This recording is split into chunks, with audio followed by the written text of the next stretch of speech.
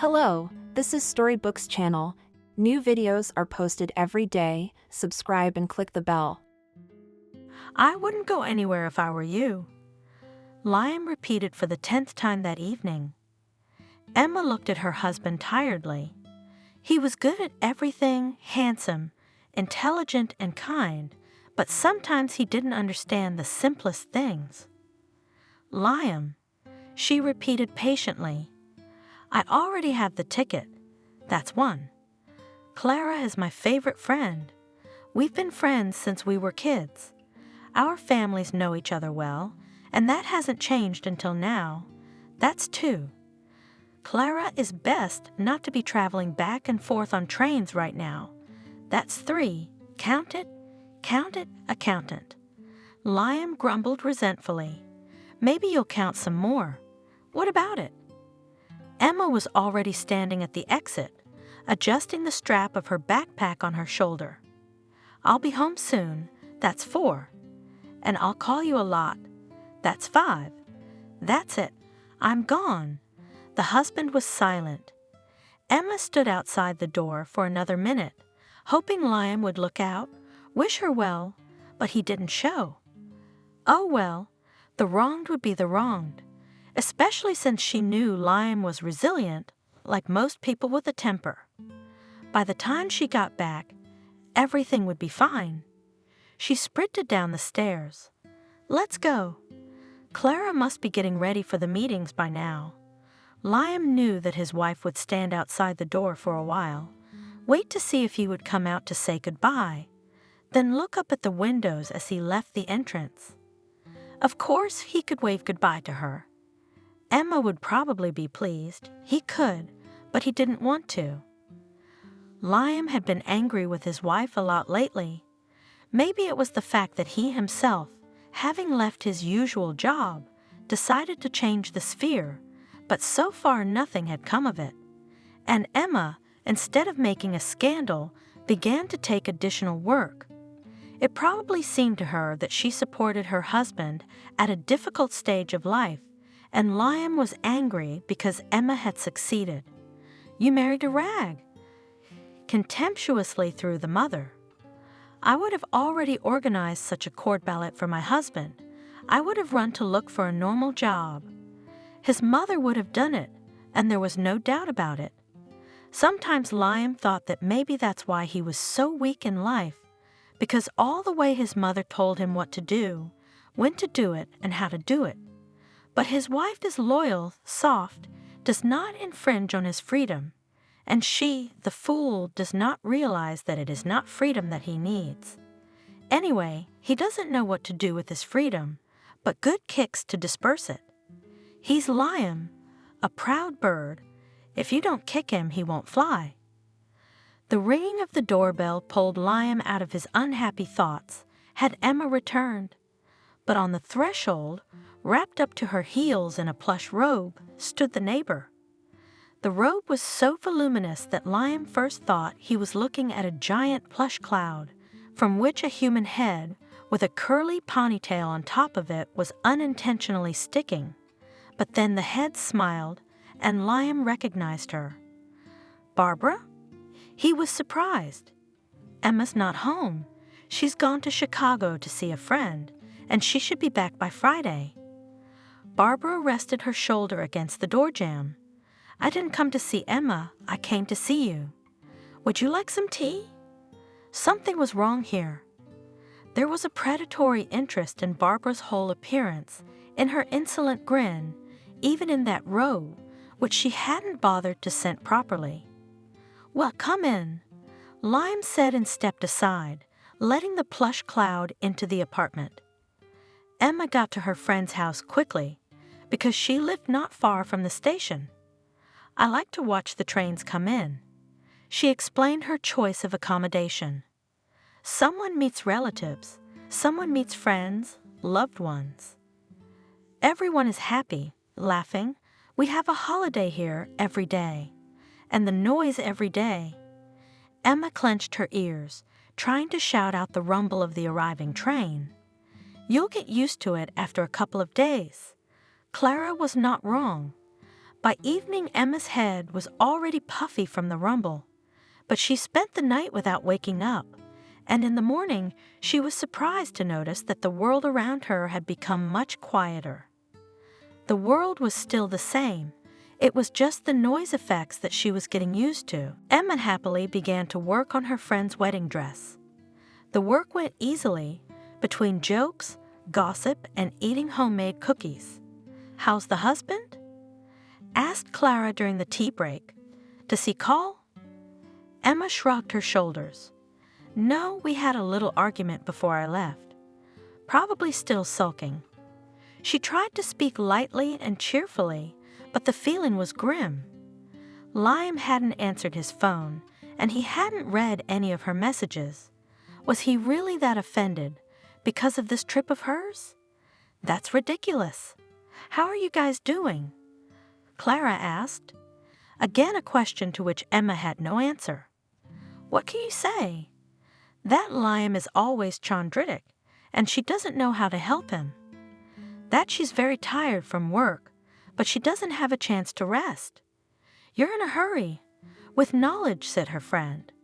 "You're worried now. Should we split up before it's too late? Or the children will go, and that's it. You cannot get out." "You will, you won't." Emma grumbled. "What's there to talk about now?" "You got married, didn't you?" "Married?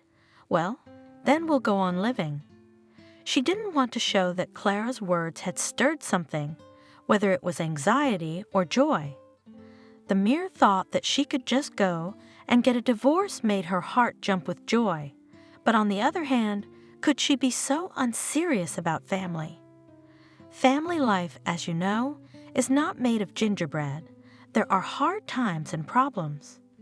What now, because of every trifle divorce? No, you can't do that. And yet, despite all the correctness of reasoning, Emma was sad. Was this really how it was going to go on? Work, Liam. Then, of course, they would have children, and she would never know what it was like to be married to the man she loved, nor would she know what love babies were like.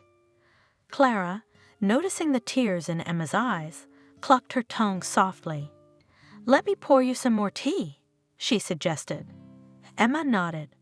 She went to the kitchen, poured tea, poured Emma a cup, poured a handful of cookies on a plate, added a few slices of chocolate. Someone had told her that chocolate was a strong antidepressant. "That's great, Emma. It's necessary." "You excuse me," she said, walking back into the room. "I shouldn't have started this conversation." "Nonsense." The girl sniffed her nose. "I'm the one who's a little rusty." "Here." Her friend put a plate with chocolate and cookies in front of her. "You'd better eat something sweet. It will help you from sadness and sorrow. I have more cakes in the fridge. I'll bring them right away." The evening before the wedding was warm and stuffy. Somewhere in the south, thunder rumbled, but the storm was still far away. The white lilies in the vase smelled especially bright.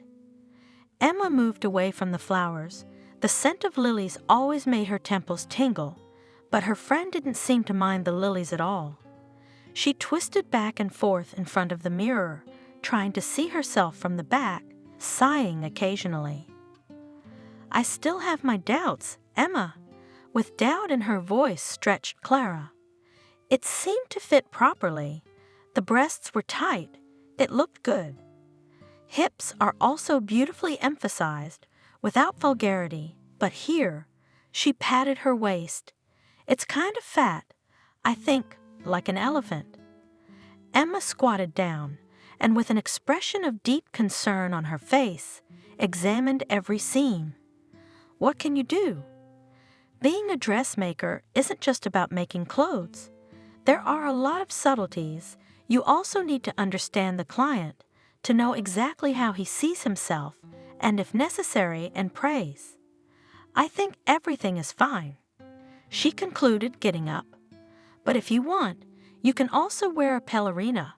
It will visually widen the shoulders. Then the waist will seem thinner, although it is hardly necessary." Clara smiled sorely. "I should have listened to my friend right away." She had suggested making the dress looser, perhaps in the Greek style, and now it was too late to change anything. Emma, as if listening to these thoughts, affectionately touched the bride's shoulder. "Clara, darling," she said softly, "you are very, very feminine and beautiful." "Only fat." Clara grinned. "That's not true. You're pregnant, not fat.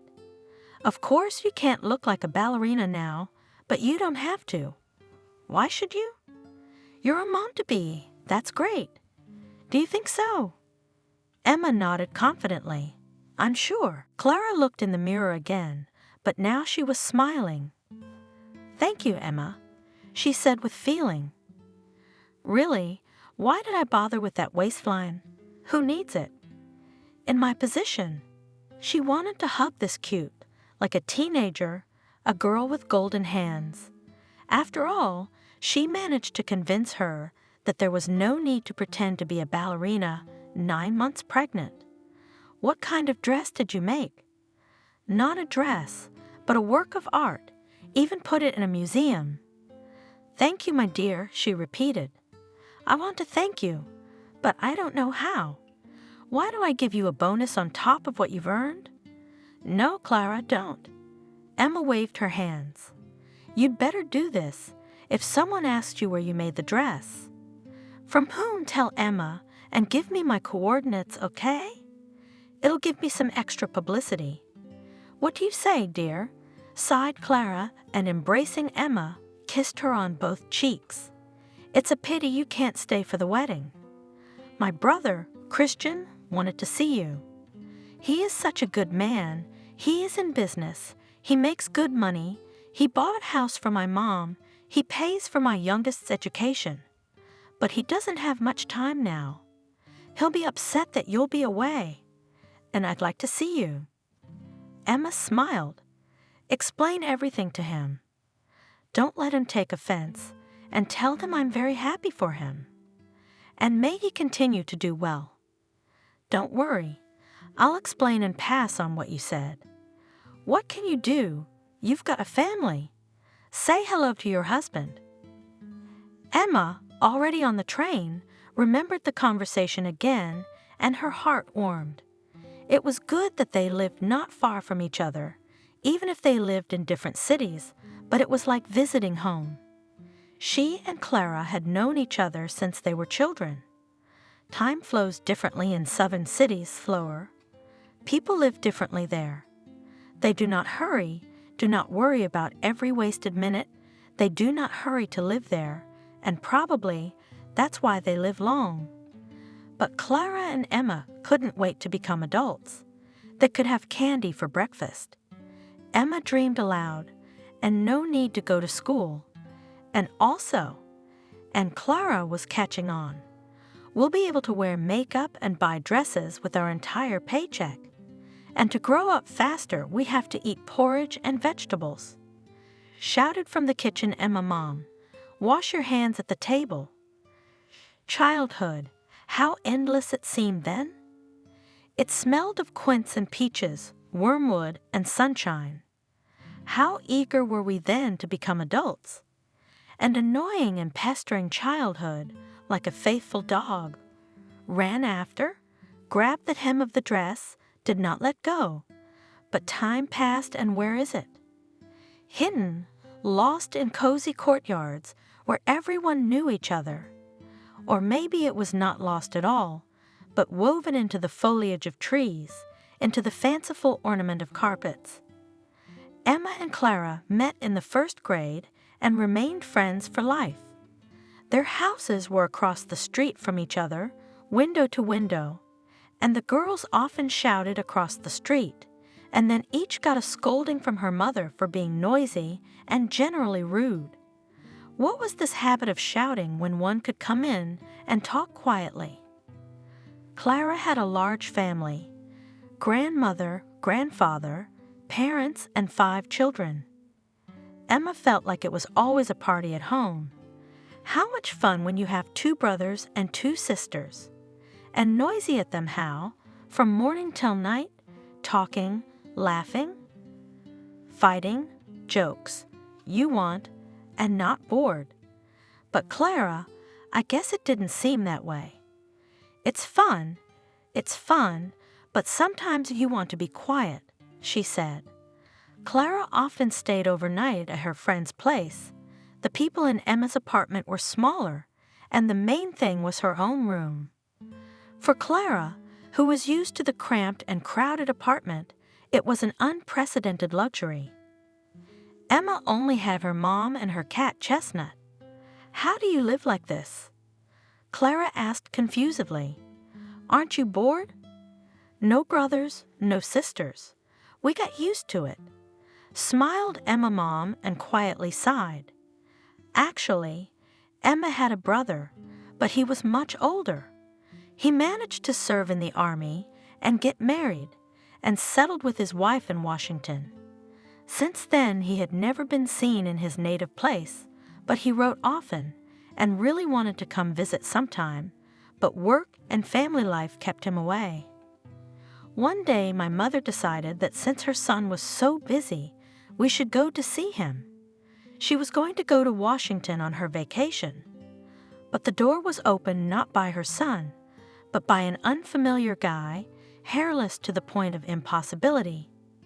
He introduced himself as the owner of the apartment and said that he had bought it through his acquaintances 4 years ago.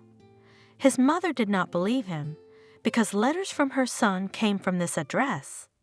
After hearing this, the guy got quiet and offered to go into the apartment. Mom returned from Washington, D.C., very tired and almost transparent from thinness. The new landlord told her the true fate of her son. Kevin, the neighbors told her, had indeed once lived here with a woman whom he introduced to everyone as his wife.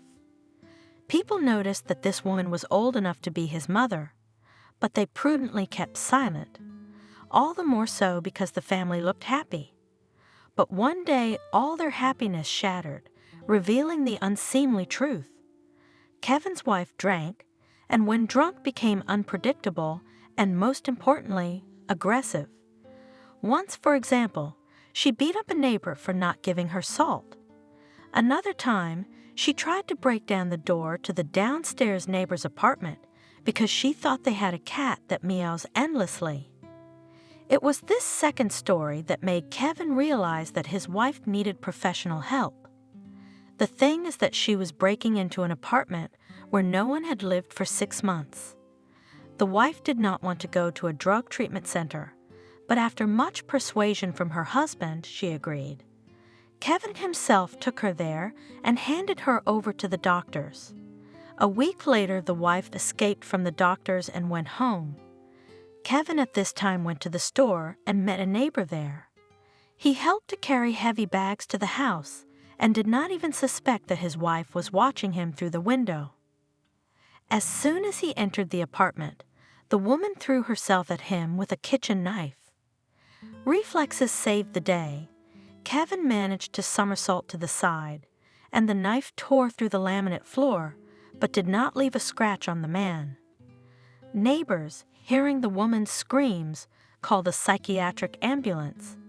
Kevin's wife was sent back to the narcology clinic, and he himself that same night packed up and left, but where to, no one knew. He left the power of attorney for the transaction with the apartment to some acquaintances, who moved to another city immediately after the sale. After the trip, Emma's mom cried for a few days, and then suddenly pulled herself together and stopped sobbing.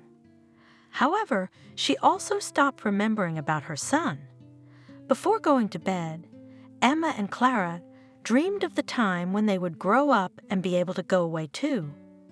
Why did they want that so much? They didn't know. They loved their town and their homes, and it must have been the usual desire to see the world. Clara dreamed of Chicago. Chicago is beautiful, she smiled dreamily. Daddy says that even at night there is noise in the streets, lots of people, and the city at night is full of lights, signs, store windows. Oh, it's beautiful. Beautiful. Emma agreed, but she wasn't attracted to Chicago. Mama said it was lonely in Chicago. It buzzes and buzzes like a beehive. People go back and forth, push with an elbow, and they won't notice, step on your foot, and won't apologize. Emma wanted to go to Dallas. They have such beautiful buildings and parks. Can you imagine? Yes, Clara agreed. It must be nice there. It must be beautiful. Then we'll go to Dallas too, if only to grow up faster. Their dreams, which seemed so far away, came true surprisingly quickly. And now they are 17 years old, and they are standing at the airport, waiting for the start of check-in for the flight to Chicago. Their crying moms didn't go to see them off. So it's rocky. Emma's mom explained, "You're on your own. Just call me when you get there, and we'll sit here with tea. Christian will help you with the suitcases." All the way to the airport, the girls were silent and only occasionally exchanged frightened glances. For the first time, they were scared. They were torn away from their caring family, from their neighbors, from the city they had explored. And what lay ahead? Alien, huge cities where you never know what will happen. "Here we are grown up, Clara," Emma said confusedly. "We're all grown up now." Her friend nodded. And the girls wanted to be first graders again, though they did not dare to admit it, even to themselves. They waited and waited for childhood to end, but it stretched on, and suddenly it ended, without any warning. School, the last bell, and the early warm spring and summer, smelling of wormwood and apricots, were left behind. Everything. It's all left behind in childhood. Grow up and live as you know how. Christian, Clara's younger brother. The brother was holding the girls' suitcases. "Will you come for Christmas at least?" He smiled, but there was sadness in the depths of his dark eyes. Christian had been in love with Emma since he was 12, and she knew it well, but secretly laughed at the silly boy. What a love! Who does he think he is? He's just a little boy, 2 years younger than her. Why not fall in love with a girl his own age? What a character, honestly. She's against him like a grown woman against a kindergarten. But only now Emma noticed that Christian was no longer a little boy. He had grown up unnoticed. Of course, he was still a long way from being an adult. He was still a teenager, a lanky boy, thin and angular. But it was already noticeable how his shoulders were unfolding and his arms were becoming stronger. His facial features are becoming more confident, showing through on the half-childish face. A couple more years will pass, and Christian will turn from an unsuitable teenager into a tall, interesting guy. How handsome you've become, Christian. You've been growing up before our eyes, and now you've grown so big that I didn't even notice. Emma smiled. She wanted to say something nice to him in farewell. "You'll see soon all the girls will be yours." He only grinned, as if to say thank you, but he didn't say anything. And what was there to answer? As if he needed other girls. Clara fell in love with Chicago immediately and unconditionally. She immediately liked the bustling streets and the hustle and bustle of people. She liked to merge with the flow and hurry somewhere too. Emma, as she intended, moved to Dallas. This city seemed to her calmer and more human than Chicago. She was able to immediately enroll in a sewing school. Studying was easy, and Emma began working in the atelier even before receiving a diploma. It was there that she met Liam a couple years later. He came with his mother to evaluate her wedding dress. Mom was getting married for the 4th time, but she dragged her son with her to every fitting. Liam, to tell the truth, didn't show much interest. Most of the time he sat staring at his phone, and the endless. "Does it suit me, Liam?" He mumbled something vague. Maybe he would never have noticed Emma if chance hadn't helped. That day was the first time Liam lifted his head from his smartphone screen and spoke. "Girl," he called out, "do you have an outlet here?" The phone was completely dead. They got married exactly 6 months after this conversation, and nobody knew why. Not even the newlyweds themselves. It certainly wasn't love. Emma reasoned aloud. "At first I was still attracted to him, but it all dissipated quickly." Clara looked at her friend with sympathy. "If it's not love, then why are you getting married? You should marry for love." It was easy for her to say. Clara's parents had adored each other all their lives, to the trembling in their hands, to the shining eyes. But with Emma's family, things were very different. The parents separated right after the birth of their daughter. Emma never saw her father. Her mother had once fallen head over heels in love with a tall-shouldered athlete who was the main ringleader of the course. The soul of any company and the dream of half the girls. And if it hadn't been for my insouciance, Mom told me, I would have immediately noticed that he and Walk on the Girls are not a fool, and Drink Likes not a reliable man. They told me about it, but did I listen? I was in love. Your parents are lucky, Clara. Emma said to her friend.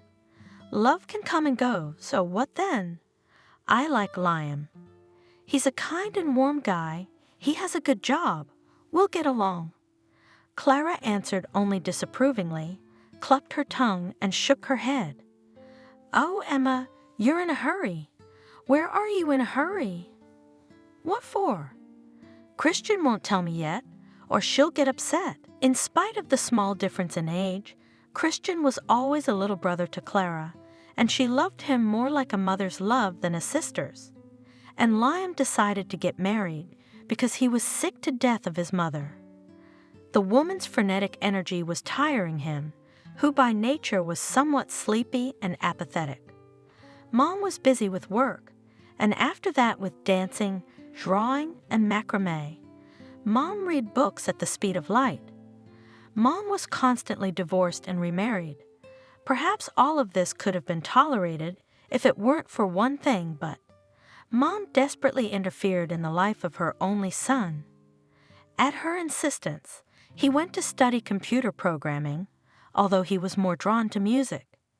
At her will, he broke up with a group of skydiving friends. Mom thought that parachuting could only attract extremely stupid people. Understand, Liam, extreme lovers are looking for thrills because they are unable to experience them within the framework of ordinary events. But to defend a thesis, to make a scientific discovery, to write a useful program, finally to experience the catharsis of meeting with a genuine work of art, it is a little comparable feeling. But it takes brains to experience them. Dangling on a parachute between heaven and earth, much easier. The next victim of Mom's irrepressible energy was Liam's first love. The cute but faded grad student was, at first glance, the embodiment of Mom's dream. She'd been burrowing into books since first grade, graduated from school with a gold medal, and predictably entered a prestigious university. Perseverance, with which the excellent girl gnawed the granite of science, provided her with a red diploma and graduate school. In addition, the girl turned out to be surprisingly homely. By the age of 23, she contrived, not once in her life, not to be at a party, not to mention nightclubs. Her favorite pastimes, after school of course, were knitting and raising violets. She was wary of Liam. She enjoyed going to the movies and for walks with him, but not once during the whole year did she even let him kiss her. Every time he made another failed attempt to snatch a kiss from the pale lips of his graduate student, it ended in a big fight. I knew it. I knew it. The girl sobbed. All men are the same. You all want only one thing. When Liam complained to his mother one day about the unapproachability of his beloved, his mother decided to take matters into her own hands. The fact that the girl is decent, this is a plus of course, but her stiffness can auction in family life. and that's a minus. For 2 whole months, Mom persistently slipped the girl all kinds of literature from the Kama Sutra to the Decameron. And when the literature was over, it was the turn of the movie. Wait, Liam, a little more and your future wife will be a real ideal, a queen in the living room, a cook in the kitchen, and a minx in bed. Liam waited patiently, but his mother's prophecy was not destined to come true. The postgraduate student, whether she turned out to be too diligent student or indeed the knowledge of theoretical basics, awakened the girl's interest in the practical part, but the fact remained. In 6 months there was not a single man from 18 to 80 in the whole neighborhood who would not have tasted her postgraduate charms. Liam, having learned about such fame, which had earned himself his unattractive girl, sobbed for 3 days and drank sobs, full glasses of whiskey. Grieving, he decided that this was the last time he would allow his mother to interfere in his personal life. So when Emma came into his life, Liam kept her from his mom almost until after the wedding. Liam's mom was furious about it and didn't even want to come to her only son's wedding. Then she, however, changed her mind and still came, but only to raise the first toast for the young couple and to address to all present with a fiery speech. "My dears," she began solemnly, "on this day we are gathered here. But well, I confess, quite frankly, I dreamed of a very different wife for my son. I have always said that you can't deny such a concept as the social circle. Today it is considered prejudice and ridiculed, but I continue to insist on my point. Gastarbeiter girls from Central Asia would be more suitable. Well, say, market trader or loader? Well, and a boy from a decent family need a bride with a university education, intelligent profession, and a wide outlook. Don't you agree with me?" She looked around the audience with a questioning look. The guests looked at each other perplexedly, and the bride and groom did not raise their eyes from their plates. "Yes," as if nothing had happened, Liam's mother continued, "That's my opinion, but fate has decided otherwise. Personally, I'm sure this marriage won't last long, but maybe the young will surprise us and live together all their lives. Let's drink to that. Bitter." She raised her glass high, but no one joined her. Liam looked guiltily at his bride, and Emma didn't want to look at anyone at all. The party was ruined, and Emma hadn't seen her mother-in-law since, and Clara stayed in Chicago, and now she was getting ready for the wedding. Emma refused to charge her friend for the dress, but Clara couldn't argue with her. "What am I, a beggar?" she asked indignantly. "I can't pay you." "You're my friend." Emma fought back, but in vain. Clara didn't want to hear anything. "Do you have a lot of extra money? Are you making millions at the Atelier? Don't argue then. I'll pay what I need. And don't get stubborn, or I won't order from you. I'd rather buy a dress in any store." Emma only smiled and shook her head. Her friend was always as stubborn as 1,000 words. Liam didn't answer the phone. Probably sleeping after work. Emma had long ago gotten used to her husband's sleep. If he was asleep, she couldn't wake him up, even with a cannon. Poor Liam, he had no luck with work lately, and had to make a few odd jobs here and there. He was fired from a successful IT company for a server that went down and wasn't repaired in time. It seemed to Emma that finding a new job would not be too difficult. After all, IT people are needed everywhere, but Liam was in no hurry to find a job. "I'm tired, Emma," he confessed. "I want to have a rest and do another job, something where I don't have to think. Something physical would be perfect, and I'll get fit, or else watch." He put both arms out in front of him. "I'm already starting to get fat." Emma sighed. There was nothing to object to, especially about the fat. but why work hard when you could stay in your field? And to get fit, all you had to do was go to the gym. We could only hope that her husband's vacation would not last long. However, this hope was melting not by days, but by hours. Liam had been resting from mental work for 6 months. From time to time, he was hired as a loader, but always for a short time. Money in the family became catastrophically lacking, and Emma had to take private orders in addition to working in the atelier. "We'll have to have a serious talk," wistfully she thought as she got off the train. "We'll have to, even if we don't want to." She thought, jolting through the subway and then the minibus. The journey was surprisingly exhausting. More than anything, she wanted to get home, throw off her sneakers, and fall into bed without even undressing. "Too bad you can't stay for the wedding." She remembered Clara's words. Emma felt sorry too. It had been so long since she had a vacation, and at the wedding there would be music and fun, and Christian would come. She wondered what he had become like. She also wanted to ask him about his hometown, about his neighbors, to remember their childhood and laugh heartily, but only tomorrow to work. That was the official version, and Emma had never thought of a more stupid excuse. First of all, tomorrow was a day off. Secondly, Emma knew that the owner of the atelier would let her go for a couple of days, but what about the fact that she had nothing to wear? It was customary to be dressed up for a wedding, and Emma's closet consisted of 1 pair of jeans, 2 t-shirts, and a cardigan in case of strong wind. And in such a form will show up at the holiday best friends. No, I'd rather talk myself out of a crazy busy day. The dark silhouette of the house was already looming in the twilight. Emma found her windows by habit and smiled. The lights were on, which meant Liam was probably already there and even awake. If so, she could postpone the unpleasant conversation until tomorrow and just take a bath, climb into bed, and bask in her husband's arms.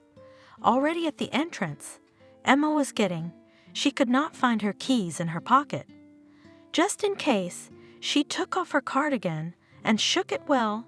Some change rattled in her pocket, some crumpled paper fell out and spun in the air like an autumn leaf. So the keys are in the backpack. The crumpled paper fell on the asphalt right at the girl's feet. Emma bent down to pick it up, and at the same second someone shoved her forcefully in the back. "Ouch!" she shrieked, falling to her knees. The backpack fell off her shoulder, and Emma was pushed again, but more forcefully this time. She threw her hands down, protecting her face, and fell to the pavement. Behind her were the sound of someone's receding footsteps. The sound of those footsteps was somehow very confident and insolent, as if the man had just gone for a walk, not robbed a defenseless girl. Money for the dress, keys, passport. Emma summarized the losses mentally, lying on the damp asphalt. She didn't want to get up, by the way. Perhaps even on the contrary, she wanted to get comfortable and sleep at least a little. Get up. There's nothing to lie around for. Strictly, the girl said to herself, rising to her knees, "We'll rest at home." The door to the apartment was ajar. Liam? What a man! Again forgot to lock it. Liam? Emma called from the corridor. "Liam, where are you?" "I'm here." No one answered her, but there was a rustle in the back of the apartment. "Liam?" Emma walked into the kitchen, peered into the bathroom, and saw unfamiliar pale green towels. Her husband's stubborn silence was beginning to irritate her. Emma walked straight down the hall to the bedroom. The door was locked, but it was behind it. She could hear it clearly now, and there was that quiet rustle. "Well, I found you." Emma smiled and opened the door wide, ready to be in Liam's arms to extinguish the negativity of stealing the backpack. "Didn't they teach you to knock?" A sleepy female voice asked. Emma looked around. Who is it? Well, it's me. The blanket on the unmade bed stirred, revealing disheveled blonde hair and a disgruntled woman's face. Barbara? Emma muttered to herself, recognizing her roommate. Barbara, is that you? Where's Liam? The neighbor pulled herself up, and the blanket slid down completely, revealing that Barbara was sleeping naked. He'd gone to his mother's, I think. She called him and asked him to come right away. Why are you here? The neighbor lost her eyes. Did you come to get your things? Didn't Liam call you? He said he'd call. It's weird, I told him. Emma looked around and suddenly realized that she didn't recognize her house. Someone had removed the curtains from the windows and put blinds instead. The wallpaper was half ripped off, and there was a new mirrored armoire in the room. What's going on here, Barbara? She asked with obvious surprise. I see. The neighbor yawned. He didn't tell you anything, Ashol. Okay. She got up and slapped her bare feet on the floor. Let's go to the kitchen. Emma followed like an automaton. Things had changed in the kitchen, too. The tables and chairs were strange. A new flipped calendar was on the wall. The cups into which Barbara poured the tea were also unfamiliar, as Emma had no such cups in her household. Barbara, maybe I'm at the wrong door, she suggested stupidly. The neighbor only hummed in response. The wrong door? No, you chose the right door. It's just that, you see, it's not your apartment anymore. That's the way it is, Emma. That's the way it is. Emma squeezed her eyes shut and shook her head.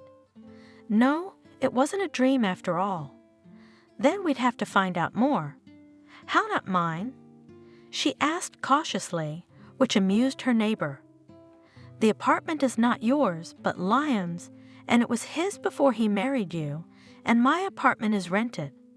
I got tired of paying rent, so I've already moved to my beloved Liam for good, and moved my things, as you can see. To your lover and me? Emma was completely confused. Where should I go, and where will I live now? What I don't know, I don't know. The neighbor replied indifferently. You have nothing to do here, by the way. Your things are in the closet. I didn't throw anything away. You can take it now. Will you take it? I'll take it. The girl nodded absent-mindedly. I will, yes, I will. If someone had told Emma that one day she would find herself on the street at night with no money, no passport, and no idea where to sleep, she would never have believed it. Liam's phone was still not answering, but somehow that was no longer important at all. Emma sank tiredly onto the bench outside the driveway. Actually, local grandmothers usually sat here, but the time was late and pensioners, most likely, had already finished their tent sleep. Now the girl even envied them. The night brought a light, refreshing breeze, and with it the desired coolness. Overhead, the leaves rustled slightly, and it seemed that the trees were singing a quiet lullaby. Where are you going now? A cracked, aged voice sounded behind her back. Emma looked back. In front of her stood a pensioner, a neighbor from the first floor. Timo, a French bulldog, was jumping at her feet. Had she crawled out of the bushes? Hello, Doris. The girl said hello politely. Aren't you afraid to go out so late? Here's a new discovery. It turns out that not all grandmothers sleep at night. Some even make promenades. In Doris's case, however, there was nothing to be surprised about. The most active old lady in the neighborhood had insomnia, which she complained incessantly to all the neighbors. Did they kick you out after all? Gloomily stated the old woman. Kicked out. I knew it. I never liked your Liam, by the way. Why? Emma asked, surprised. There was no hurry anyway, and if that was the case, why not talk? Doris curled her lips in contempt. "He's a slacker and a mama's boy," she declared and raised a curved index finger in a firm, convincing manner. "Not only is he a slacker, he's also a womanizer." "A womanizer, I tell you." "Uh-huh." The girl nodded. "I see. A womanizer and a slut." The conversation turned out to be boring. Emma hoped for some useful information about her husband's whereabouts, but it seemed the old woman was just recounting the usual backyard gossip. There was nothing to talk about. Too bad Emma was going to file for divorce as soon as she got her passport back, but Doris was really talking, and she wasn't going to stop talking. "Don't you believe me?" she said angrily. "I can see that. I can see that you don't believe me. I'll tell you something. You wanted to trust a man, and now you're sitting on the street at night, and you have nowhere to go. Who's the fool then?" The last sentence made Emma smile. The old woman almost shouted it, still waving her finger. But now she was no longer pointing at the sky, but waving it almost at the girl's nose. "Doris?" Emma smiled. "Can I stay with you?" "Only until morning. I'll spend the night, and then the blossom will bloom, and I'll go to look for a place to live." The pensioner's mood instantly changed from belligerent to sad. "Where am I?" she sighed. "I have a one-room apartment, and the sofa is also only one, and that is all wrinkled, sold out." "No, Emma, I'm sorry, but I won't let you in. What if you steal something?" Doris's ability to fire off unexpected conclusions was uncanny. Emma couldn't help but laugh. You young people are always like that. Grandmother was offended. Laughter is laughter, but not a dime's worth of conscience. They're young people, and they're just time-o home. The bulldog came to the entrance, waddling funny, waddling on his crooked paws. Emma, chuckling, got up from the bench. It was worth trying to find a roof over her head, at least for tonight. She walked down the sidewalk, trying to stay close to the light of the street lamps. She felt surprisingly light and even happy. After all, wouldn't it be nice not to have to listen to Liam's whining every night about his apathy, his unemployment, his inability to find a use for himself? It wasn't her problem anymore. Emma stopped and took a few deep breaths of the fresh night air. If she could just find some shelter, she could start to consider herself happy. Just then, her gaze fell on the glass box of a convenience store. On the door was a white sheet of paper, handwritten with an advertisement, "Cleaning lady needed. Apply to the store." Here was a chance. Emma resolutely grasped the doorknob and pulled it open. It was cool inside, the walls and floor tiled with identical tiles. The counters were lined with a simple assortment: tea, coffee, mineral water, and beer. Of the food here were only a couple of ready-made salads and a few kinds of cheese. "I'm from the ad." Emma addressed the girl behind the counter. "Do you still need a cleaner?" The girl didn't answer her right away. Apparently, she dozed off at the workplace and did not immediately understand the question. "Maybe I need to talk to the owners? You know, about the job." "Oh, well, I am the boss. I'll be right there. Just wait a minute." The girl disappeared from sight, but returned quickly, carrying a cup of coffee in her hand. "You're still here," she smirked. "You're stubborn. My name is Cindy, by the way, and I'm in charge of this store." The convenience store owner eyed the girl suspiciously. "Do you always go to work at night to get a job? Or only on Friday and Saturday nights?" Emma shrugged her shoulders. "Tonight's the first time. I just don't have a place to sleep, and I was walking by, and I saw an ad on your door saying you were looking for a cleaner.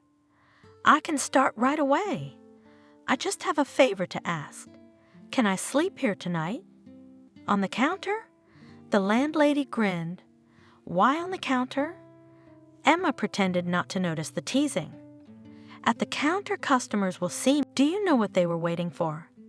Nothing but what they were waiting for. It turns out that this old fly Agaric had 7 ex-wives. No lie, Emma, 7. What's that supposed to mean? And how many mistresses he had, I didn't even count. So they began to read us the will, and there, dear mother money. Just like a fool's wrappers, you can't give, you can't take. And all this, he calculated and divided it. But for some reason not equally, but as God would have it, he left me this shop. I'm here and brought everything up to speed, repairs, counters, all that stuff. And what I've invested, I'd like to get a return. But it's hard to get a return, Emma. You see how things are here. And here I am, tied up in this store, and I can't get in or out. So there's not much money here, and there's nowhere to get it. But that doesn't matter to you, does it?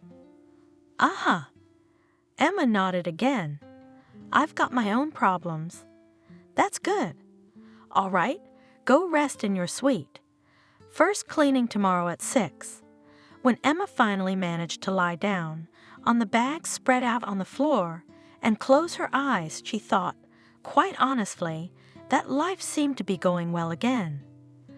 The morning was gray, and yesterday's euphoria of newfound freedom had faded away without leaving a trace. That's how it is now, in a bare-walled room with mops in the corners.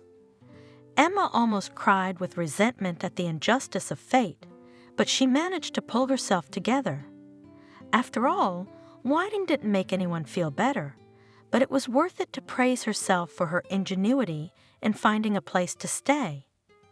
Emma decided that she would reward herself with something tasty. The positive mood certainly increased her strength, but from time to time, especially in the evenings, she felt a little gloomy. It turns out that you have to rebuild your life from scratch. Every night, Emma dreamed of waking up and realizing that everything that had happened to her in the last 2 days was just a nightmare dream that was finally over. But morning came after the night, and the girl realized, no, she hadn't dreamed at all. All around were the same ugly gray walls of the back room. In the corner stood buckets and mops. No, it wasn't a dream. She tried calling her husband a couple more times, but it was no use.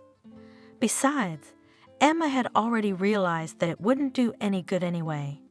But if she got through, for example, so what? If this cretin Liam was even the slightest bit concerned about his wife's fate or a possible divorce, he would have contacted her long ago. Realizing the pointlessness of her actions, Emma stopped calling. She had enough to do.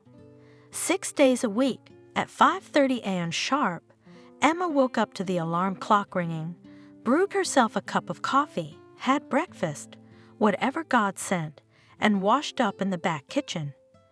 At 6 o'clock, she had to start cleaning. She usually finished around 7, and then she could go to sleep until 9 o'clock or even 10:30. A blissful time, perhaps the best of the day. The atelier opened at 10 and worked until 8. At work, Emma did not tell anyone about her changes. For some reason, she was ashamed to admit that her husband had abandoned her and practically thrown her out on the street.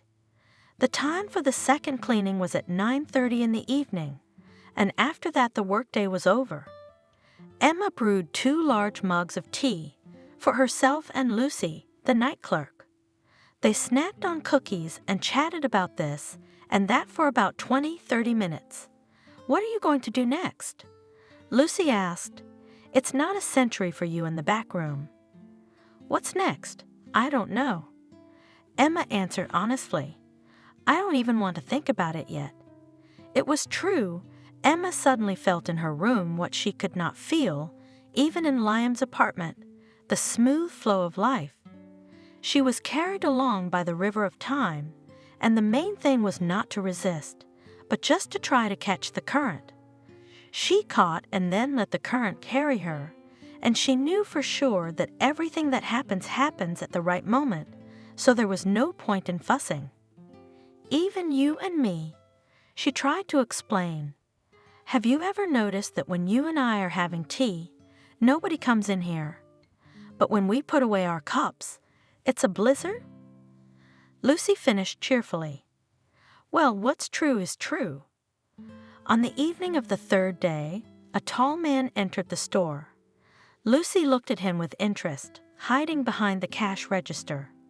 The stranger was obviously here for the first time. Lucy knew all the regular customers, but this was the first time she had seen him. And he didn't look like the usual contingent of people who shop in places like this. He was too good-looking, smooth-shaven, and neat, not like the usual drunkards who mostly came here at night. His clothes were expensive, but they were well cut and perfectly tailored. His shoulder-length hair was black as pitch, but this hairstyle had nothing in common with a man's overgrown haircut. No, the hair was well-groomed and shiny, obviously done by a good barber. Good evening. Lucy said hello. The stranger, who until that moment had been studying the assortment on the shelves, turned at the voice and pulled his sunglasses off the bridge of his nose. His eyes were dark and slightly slanted. What had this Aladdin lost here? Hello, he said, startling the girl again. Lucy expected to hear an Oriental accent, but the guy spoke in the purest English. I'm looking for Emma. I was told she worked here. Emma? Yes, of course. Don't go away. I'll call her right away, or even. Emma was already dozing off when there was a knock on the back room door. Lucy, is that you? A girl shouted through the door. Come in. It's not Lucy. A pleasant male voice said, and the door swung open. You have no idea how hard it was to find you. Emma squinted against the bright light, came closer, and suddenly screamed with joy. Christian! Emma! He picked her up under her knees, lifted her up, and spun her around the back room. Christian! The girl laughed happily, tasseling the long black strands in her fingers. How he has grown! And what a hair, Mommy! No, wait, let me go. Christian gently set her down on the floor. Emma, looking up at him from below, again and again ran her hands over his face, stroked his broad shoulders, which had become so masculine. He's all grown up, she repeated admiringly. And how handsome you have grown. You look like an Oriental prince. And I, she added, with a quick glance at her washed jeans and worn t-shirt, I look like a dirty little girl. He smiled affectionately, brushing the loose strands of hair out of her face. You look beautiful in any outfit, he said softly, as if he were hugging her with words. Remember how crazy I was about you? Listen, you're already resting, aren't you? Let's go somewhere, shall we? Emma shook her head. Where? Look at what I look like. Christian, unlike her, didn't see it as a problem. So let's go to the store and buy you some clothes you like. No. The girl interrupted him. Everything's closed, so we'll have to make do with what we have. Let me make us some tea. The time for talking and reminiscing flew by. At 200 at night, Emma looked at her watch. Oh, how did I miss it? I have to get up soon. Did you stop somewhere? Christian smiled carefree at the girl like a sunshine. His smile was really wonderful. Nowhere, but out in a car. I can get a good night's sleep there.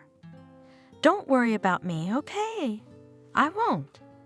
In the old days, Emma would have offered to let him stay at her house and fed him and put him to sleep in the most comfortable bed. It was the way she'd been accustomed to welcoming guests since she was a child. I wonder if he thought about it too and only realizes that things were different now. She had no home, no bed, and of the food available only cookies, that she was glad to have him, It was just that she had nothing at all to offer him except tea and crackers. It's strange. It seemed like nothing to be ashamed of. Life's little twists and turns, isn't it? But it was hindered and tormented by the habit of hospitality, imbibed from his mother's milk, and he felt ashamed in front of Christian. I wouldn't be offended. I'm so embarrassed. She confessed. You came to visit me, and I didn't receive you properly. Christian was an angel, that Oriental prince. Come on, Emma. You don't even know what a great welcome you gave me. No, really, I haven't had a vacation like this in 100 years. You don't have to act. You don't have to pretend. You don't have to do anything. Just be yourself, you know? Emma nodded without raising her eyes. She understood. I'm going to go. He leaned toward her, tall, statuesque, and touched her cheek gently with his lips. Oh, what a thing! He had once been half a head shorter than her, and she and Clara had teased him about being short. Good night, Emma. I'm glad we got to see each other. Bye, she muttered, closing the door behind him. Her cheek, where Christian had kissed her, was burning. Emma climbed onto the mountain of sacks that served as her pastel and hid her face in her hands. How quickly things sometimes changed. A week ago she had lived a life, albeit a dull, orderly one, where roles had been assigned for many, many years to come, and no changes were imminent. In that life, Emma had been a faithful wife to Liam, the best dressmaker in the Atelier. She had a house. She had a decent bed, but now she has no husband, no home. She sleeps in a back room on dusty bags, and beneath the cool palm of her hand on her cheek, another man's kiss burns. And it doesn't help. It doesn't cool her down. It doesn't put her brain in place. It seemed to Emma that she could even make out the exact imprint of Christian's lips. And that's how an old life becomes a new one. First one little change you might not notice, then a second, a third, and then you don't recognize your own familiar world. Is that a good thing or a bad thing? There's another knock at the door. Lucy, come in. The door opened. Christian came in. Sorry, Emma, it's me again. May I? I think I left my cell phone at your place. Have you seen it? I'll be right there. I'll be right there. She didn't want him to see her like this, shot, flushed, swept away. The phone was found. Christian had left it on the windowsill, next to his cup. Here you go. Thank you. But he didn't leave. He stood on the doorstep, fidgeting with his cell phone and staring at Emma. Smiling black eyes, so familiar or not. It's Christian, my friend's little brother. I've known him since he was a kid, and now he's looking at me in a way that makes me want to drown in his gaze. Don't look at me like that. Don't look at me like that. I'm not made of iron. When did you get so big, baby? You're not a kid anymore. You're a man. It's been so long since I've seen you grow up. I guess he's had enough changes in his life. He's a changed man, a new man, a new man. Do you want me to leave? He asked quietly.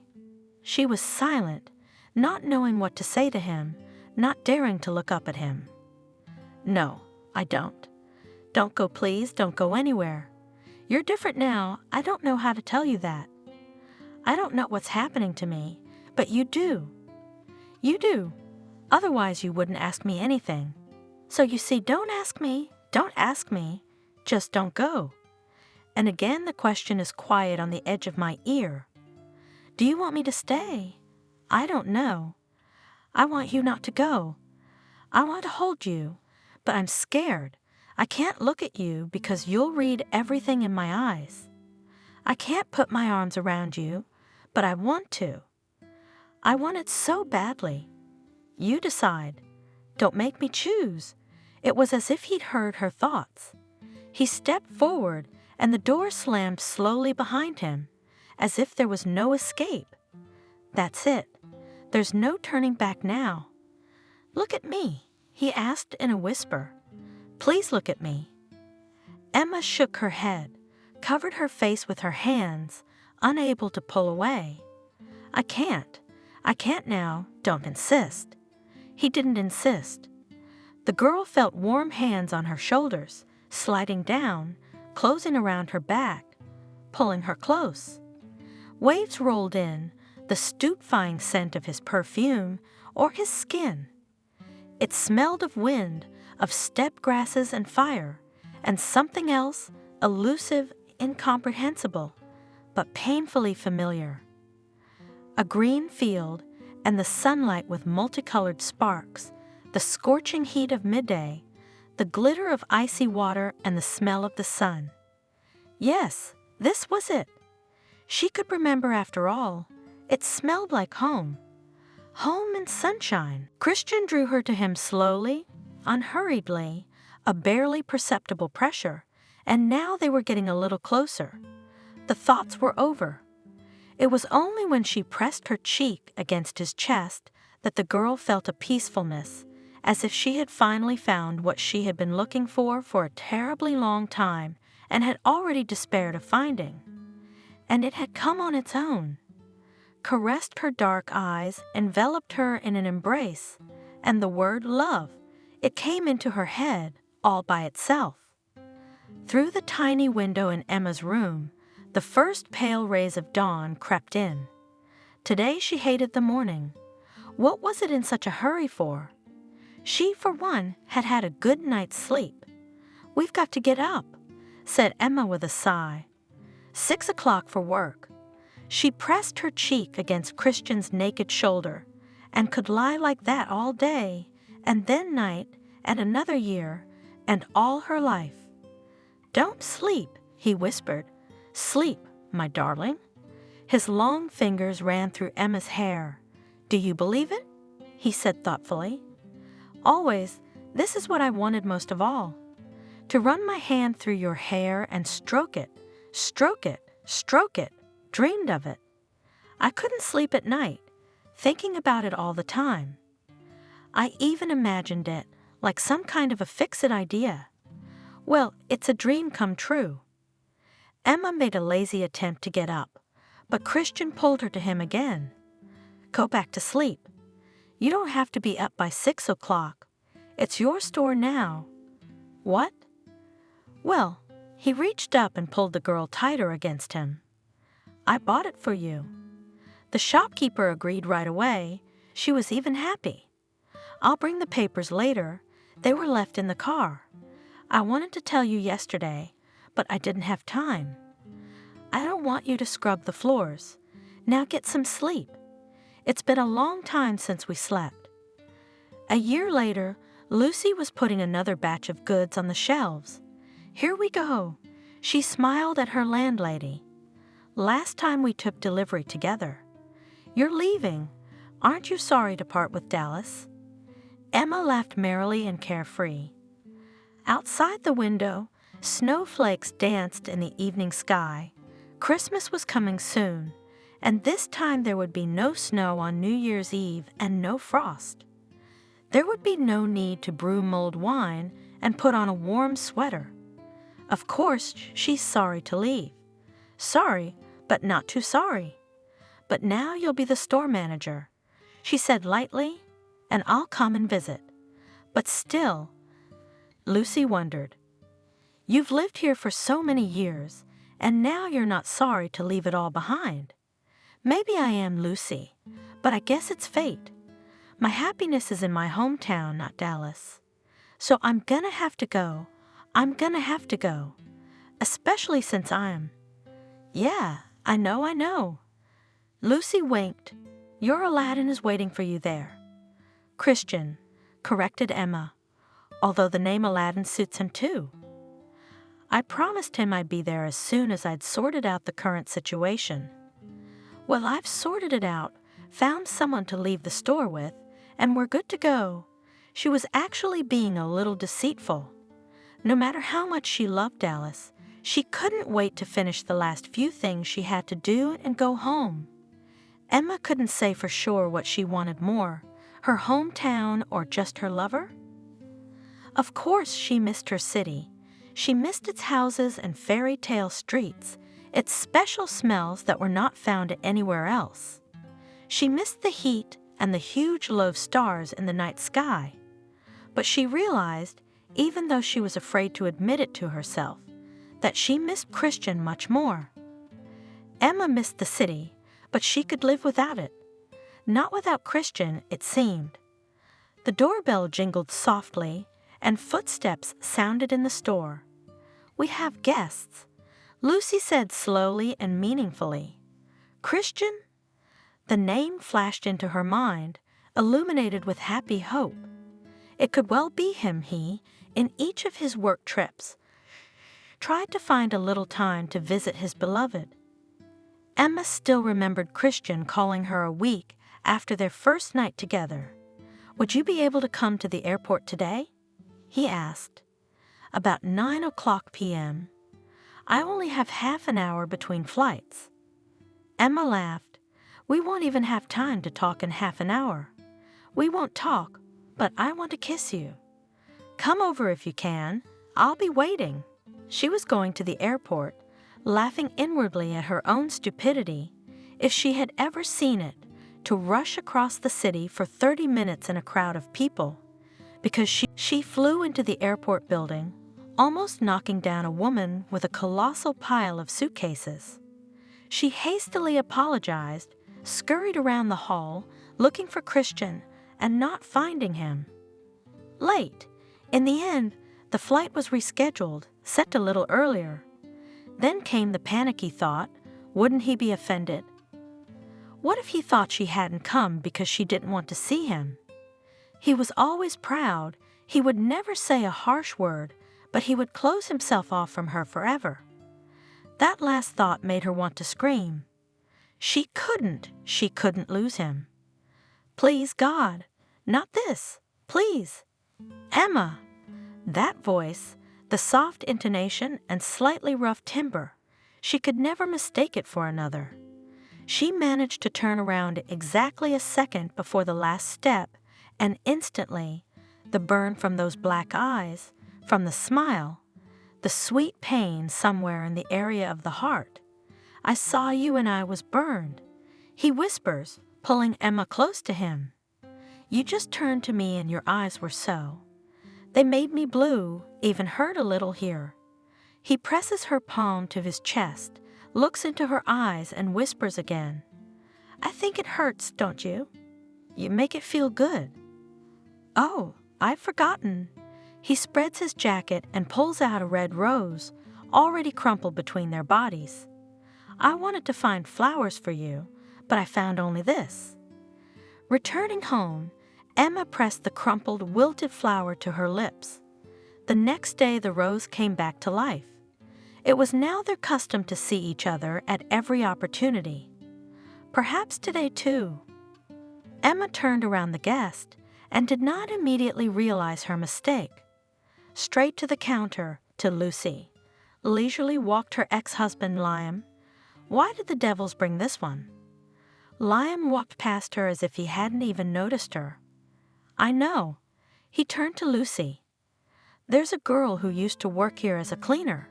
Her name's Emma, blonde, medium height. Can I see her? Do you remember the girl's last name?" Lucy asked, just to stall for time. Emma hadn't seen her ex-husband in a year. She even wrote in the divorce petition that she did not want to be present. Let them divorce in absentia. But now she couldn't help but notice how much Liam had changed. She had married a slender, lean guy, but now he was sluggish and fat. A loose belly weighed itself over his belt. The oval of his face lost its former clarity. His features became blurred. Liam had a second chin, and his face was overgrown with sloppy stubble. "Does he drink?" "Emma!" He said it again. His voice had grown coarse too, a kind of cold. "Emma Harris. Can I see her?" Lucy shrugged. "You can, except she's not a cleaner now." Liam seemed pleased by that. Really? So when can I see her? Emma silently walked up behind him and winked at the girl. Right now. Liam instantly recognized the familiar voice. Emma? What's up? I thought you were mopping the floors here. I was. She corrected me calmly. So what did you want to talk to me about? He was confused. That's how it is, isn't it? He thought he was going to a shabby, exhausted Cinderella, but he came to the princess. There she is. Instead of stains and ashes, a fresh blush instead of pallor, a light tan, and by the impeccable manicure, it is obvious that long ago she has not held sexual rags in her hands. I can't get used to you.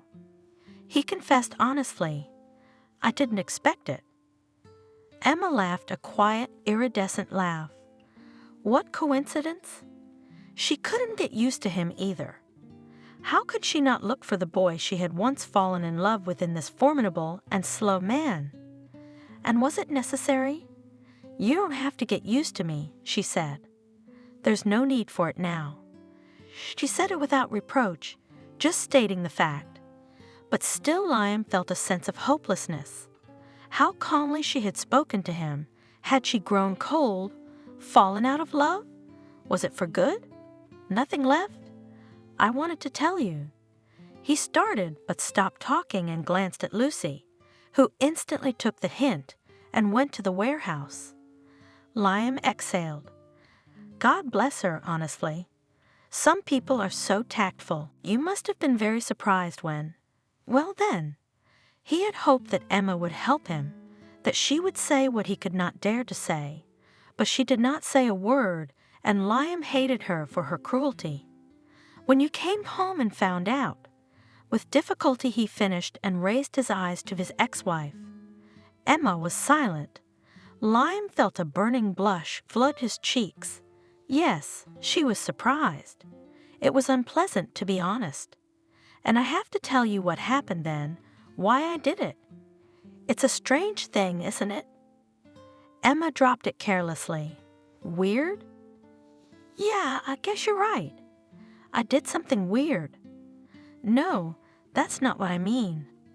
The girl said in the same indifferent, nonchalant tone. The strange thing is that then you didn't want to explain anything to me, and now for some reason you want to, although you don't have to, because no one else does. No need. Well, maybe, but since I'm here anyway. Remember when you went to make your friend's dress? Clara? Of course I remember that. And Barbara came to me and told me that there was no Clara, and that in fact you had gone to your lover. Emma's eyes went wide with amazement. What? Who? I didn't believe it either. Liam brightened, but his smile faded quickly, and she showed me pictures, lots of them, a whole bunch of them. Here. He took out his phone and handed it to Emma. I reshot them just in case. Emma glanced at the screen. And it didn't bother you that in these pictures, my hair is almost twice as long as it should be. Even I can see that it's photoshopped, and it's pretty primitive too. Liam blushed again. I wasn't thinking straight at the time, he confessed. I was jealous. My brain was melting, and Barbara was encouraging me. I don't know how it happened that we ended up in bed. And enough. Emma interrupted his revelations. Are you a grown man, Liam? Sort out your instincts for yourself and spare me the details. You're right. He hastily agreed.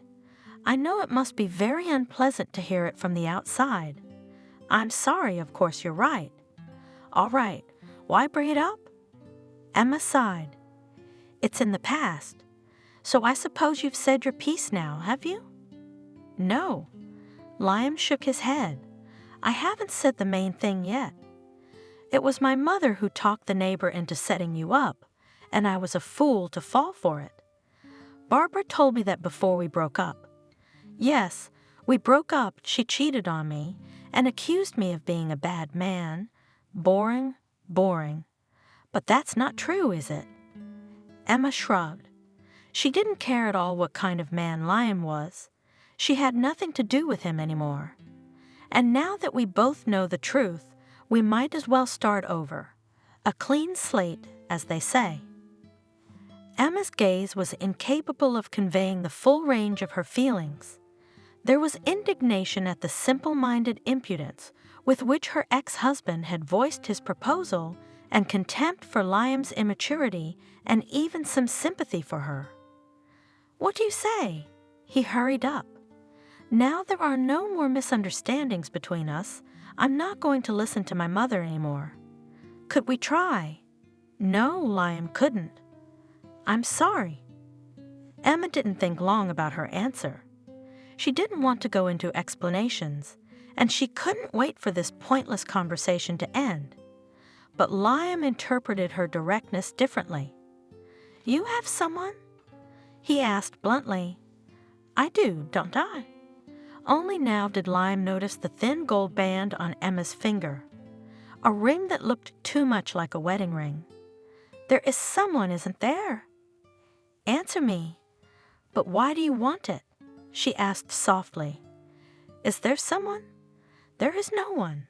We wouldn't be together anyway, after what you—" "Don't you understand? I could never trust you again, never. And how can you live with someone you don't trust? Go, Liam. We've already talked about everything." Liam sighed and headed for the door. For some reason his steps were shuffling, like those of an ancient old man. "Oh," Lucy sighed. "Something tells me he'll be back again. Let him."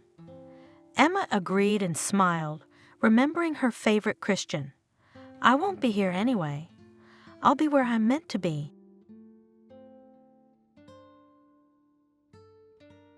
Subscribe and click the bell.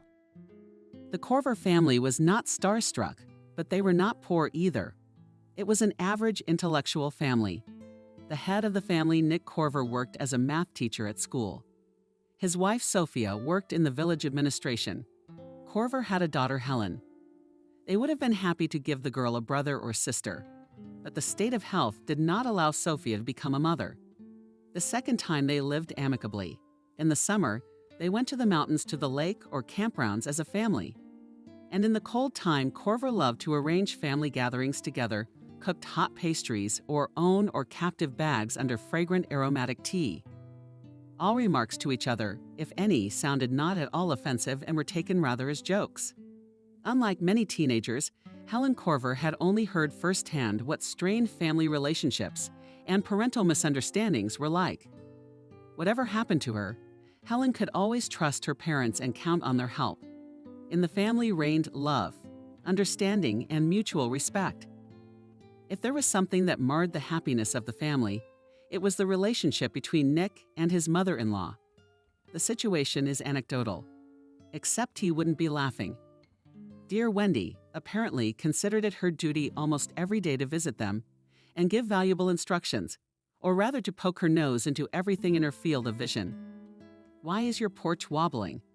Looking disapprovingly in the direction of her son-in-law, Wendy said, "What are you in the house for, man? It's like this every time. That the beds are not to dig, that the grass is low, that here to catch a cold." A separate topic was the closet of my wife and daughter. A real man should dress up his women. My mother-in-law insisted. When Sophia saw a beautiful dress on TV and said she wanted the same Nick. "Well, right, honestly, what do you have them wearing?" Helen looked at her tracksuit and shrugged her shoulders. It didn't escape Grandma's eyes. "You're going someplace decent, or else there's nothing to do." Solemnly, Wendy summed it up. "Mom, what do you mean by a decent place?" Sophia grinned. "A theater or a restaurant? We don't go to them." "You should." "Oh, and what though?" "Not in a tracksuit." Sophia is tempted to reply that she and her late father were not regulars at such places either, but she changes her mind. After all, Mom is Mom, and she wants her daughter to have everything she needs for a happy life. And thank God that Nick preferred to keep his mouth shut, for he didn't like conflict. Nick Corver really did not like conflicts, but adored his girls. For their sake, Corver was ready to endure anyone, including squabbling, and restless mother-in-law and soft character of Nick Konstantinovich. His relatives noticed it, shook their heads, and expressed their discontent. "Yes, she's just riding you," said Betty, Nick's sister. "Mark my word, it won't end well," and she was right. It all started with Sophia's promotion. Years ago, Sophia, a college graduate, joined the local government. Simply put, she got a job as a secretary.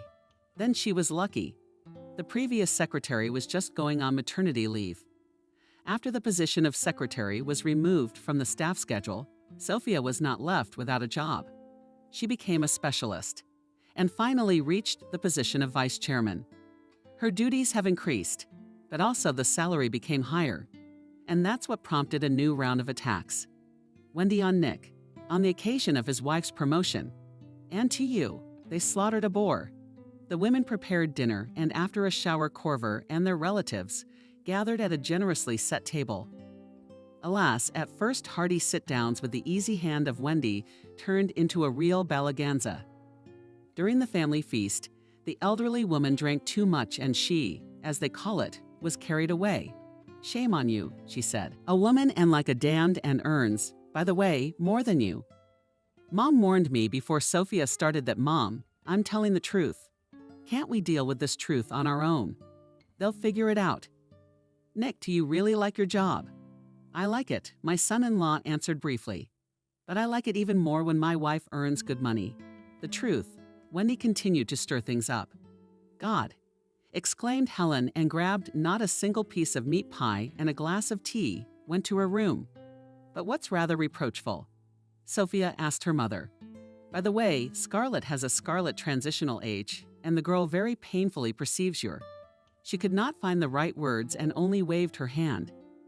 If there were another person in Wendy's place, he would have realized that he had just spoiled a peaceful family holiday and hurried to smooth over the conflict. But where was it? Strong alcohol plus a quarrelsome temper. A mixture of thermonuclear girl and scandalized. And let the girl know that her daddy is a worthless man. And what makes him worthless, I wonder. Betty obeyed, who didn't mind what she said. She organically did not like her brother's mother-in-law. And the relatives suspected that the fighting woman was just waiting to have a heart-to-heart fight with Wendy. Those present froze in anticipation of not a weak performance, and were not at all deceived in their expectations. The women screamed so loud that the dishes rang. "Your brother is a shit and a lowlife," Wendy said. "Yes, my brother is a good man," contended Betty belligerently. "But you're an old schemer for your own life?" "No, you're a meddler in other people's." "What did you say?" Sophia formidably asked the relative, looming over the sister of her hated brother-in-law. But the young woman from the preamble aside and nonchalantly replied that they had heard. Live themselves to live amicably, bring up a daughter, and persuaded Betty. But no. Even on a holiday, there's no peace from you. "Mom, but really," my son Alexander intervened. "You were sitting so well, weren't you?" "Eggs. Chicken is very thoughtful," threatened mother, and then came to the table, defiantly poured herself a full shot glass of vodka and drank. Didn't blush. "Come on. Zatzit Satsia for this is not to give." She continued savoring the crunch of the pickle. Everyone, as one, just sighed heavily. If Wendy Medvedeva had been on her own for a long time. But why does Grandma always cling to Daddy for the umpteenth time? Helen wondered. She, of course, was still quite young, and due to the lack of life experience still understood little. But she knew one thing about a husband like Nick. They are still to be found.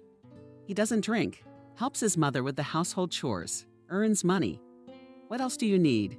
The girls sighed heavily. Voices, related from the hall, could not. Actually, it was mostly Wendy's grandmother who spoke. The others did not dare to try to contradict her, but it seems, unsuccessfully. All in all, fun, and so it was every holiday. The pork pie was getting cold and didn't look so appetizing, and I didn't feel like eating. And why do we have everything not like people? Helen thought, we're getting there. And the tea, which also began to cool down. This year, Corver's only daughter was finishing school. She had dreamed of becoming a journalist since 5th grade, and was eagerly counting the days until graduation. And then Helen would go to university to study and work as a journalist. The girl imagined interviewing a celebrity. Her heart closed sweetly. God, but why do universities have to study for 5 whole years? With a sigh, Helen thought, that's such a long time. She desperately wanted to go to another world where everything is beautiful, cultured, and there are no table scandals. To hell with all of you. Helen heard her grandmother's loud voice and shuddered. Don't listen to me, but in vain. After a while, the voices fell silent. A fuss was heard, and the girl realized with relief that the guests were leaving. When the house was quiet, Helen came out of her room. Her father was sitting in an armchair, obviously thinking hard about something. Don't be mad at Mom, Sophia said, picking up the plates from the table. I'm not. Nick shrugged and sighed, adding, I'm used to it. He looked so lost that Helen wanted to hug her father and say something nice to him. And what, in fact, prevented it? The girl came to Nick and, sitting on the windowsill of the chair, hugged him by the neck. Daddy, I love you very much. With tenderness, said Helen, and added, and you, Mom. I have the coolest parents in the world. Well, we are glad to hear that, Sophia smiled. But to make my joy complete, help me clear the table serving comrade-in-chief, replied the daughter, jokingly saluted. At that moment, all 3 of them were thinking about what a good family they had. But none of them suspected what changes awaited her. Sophia started her new position. Nick continued to sow the reasonable, good, eternal, and indoctrinate young minds with theorems and logarithms. And Helen dreamed of a career as a journalist. It seemed like it would be like that for many years to come. But life arranged otherwise. After a staff meeting in the district administration, Sophia went to a cafe for a snack. She made an order, and having taken a table in a secluded corner of the hall with an appetite, began to eat at You Are Not Busy? With a polite smile, asked a solid man about 50 years old, dressed in a dark gray suit with thin stripes. Sophia shook her head. And you are the new deputy head of the administration of the village, aren't you? The man asked. That's right. Why is it nice to see another spectacular woman in such a responsible position? I forgot what's your name. Sorry, it's just a lot of names, surnames, and patronymics to memorize. Sophia Corver. She introduced herself. Oh, nice to meet you. The man stretched out. Well, I'm the head of citizen services. Thomas Parker. You've heard of him. Sophia nodded with a faint smile. Well, that's great. That day, the colleagues chatted and separated. When an administration employee came in, she knew Parker, of course. When Sophia was a specialist, she traveled to the administration office once a month with a report and sometimes ran into him in the hallway. Parker couldn't help but know Sophia by sight. After all, in so many years of work, everyone had managed to be attracted to each other. However, it had only now come to a personal acquaintance. Sophia had heard from colleagues that Parker was a womanizer. It was common for him to fix a young secretary, which, by the way, periodically changed. At one time, there were rumors that one of the secretaries was forced to resign at the insistence of her husband. It was rumored that one of the secretaries was forced to resign at the insistence of her husband, who had somehow found out that the young wife was having an affair with the head of the Department for Work with Citizens. It seems that Thomas was married twice, and from each wife he had a child. Either way, his first wife, Emily, had a great career in the same system and made it to the regional administration. Sophia had already forgotten about that lunch at the staff meeting, because she had so much work to do that she had no time to remember. And what was there to remember? It was just an ordinary business lunch, of which there would be many more. Hello, is Sophia Corver there?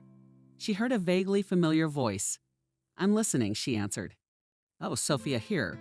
This is Thomas Parker. Remember him? Yes, of course.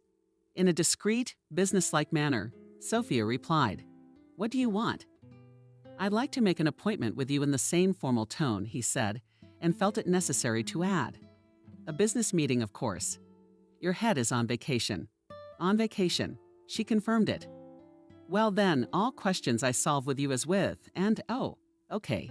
What is it you'd like to discuss with me? Sophia, don't get your hopes up.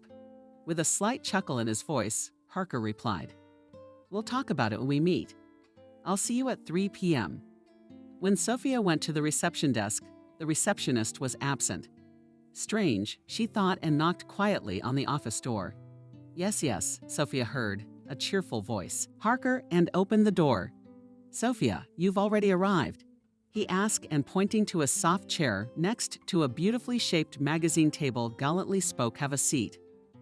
I will now. Sophia obediently sat down, and Thomas went into a funny room, which apparently served as a kind of kitchen, and came back with the payment and a bottle of champagne, not cheap, by the way. But there, he smiled. That seems to be it now. What's all this for? Sophia asked, and looking at the table, in the very center stood a small fruitcake, which, as far as she knew, could only be purchased in a restaurant. In addition to the cake, there were caviar cakes on the table, 3 different salads. What for? Thomas smiled broadly. It's a business meeting. I find it easier to solve issues at a set table, so to speak, in a trusting atmosphere. What's cultured and efficient, don't you think? To be honest, I hadn't thought about it, the woman replied with a shrug. She was beginning to realize that a business meeting was out of the question. That was all she needed. Parker said emphatically, even in our backwater, culture is not a bad thing. Can't hurt. Sophia nodded. What do I mean? He rejoiced. And then, when I make an appointment with a beautiful woman, no matter what the occasion, I always prepare for it properly. So what did you want to discuss with me? She took the bull by the horns. She didn't like this business meeting. What if, God forbid, someone found out about it? A lot of things. Sophia replied nonchalantly to the head of the Citizens Affairs Department. For example, about how to raise the standard of living in the neighborhood. And you want to discuss it with me personally, she grinned. Why not? And Parker steered the gas. You live in cubicles, and therefore you know the problems of the village firsthand, don't you? Well, that's just it. Champagne, pouring. And what am I really boring? Sophia thought. After all, a new position is not only new responsibilities, but also new opportunities. There is an opportunity to drink champagne and talk about life with one of the department heads, so I'll make the most of it. How long can I sit in my village and not see the light of day? And if anyone sniffs, I have nothing to be ashamed of. If I don't allow it, it won't happen. I'm not a young secretary. That's the spirit. Approved Parker and poured champagne into glasses. Well, very tasty. With a smile, said a colleague. A nice drink. I love it. I love it too, he nodded. You eat salads. Cake all in the restaurant ordered. Fresh, delicious. Surprisingly, but now the solid head of the department seemed Sophia so simple and homely. Probably that's how his family and friends knew him. It occurred to her, I wonder why he got divorced. And then she was ashamed of her thoughts.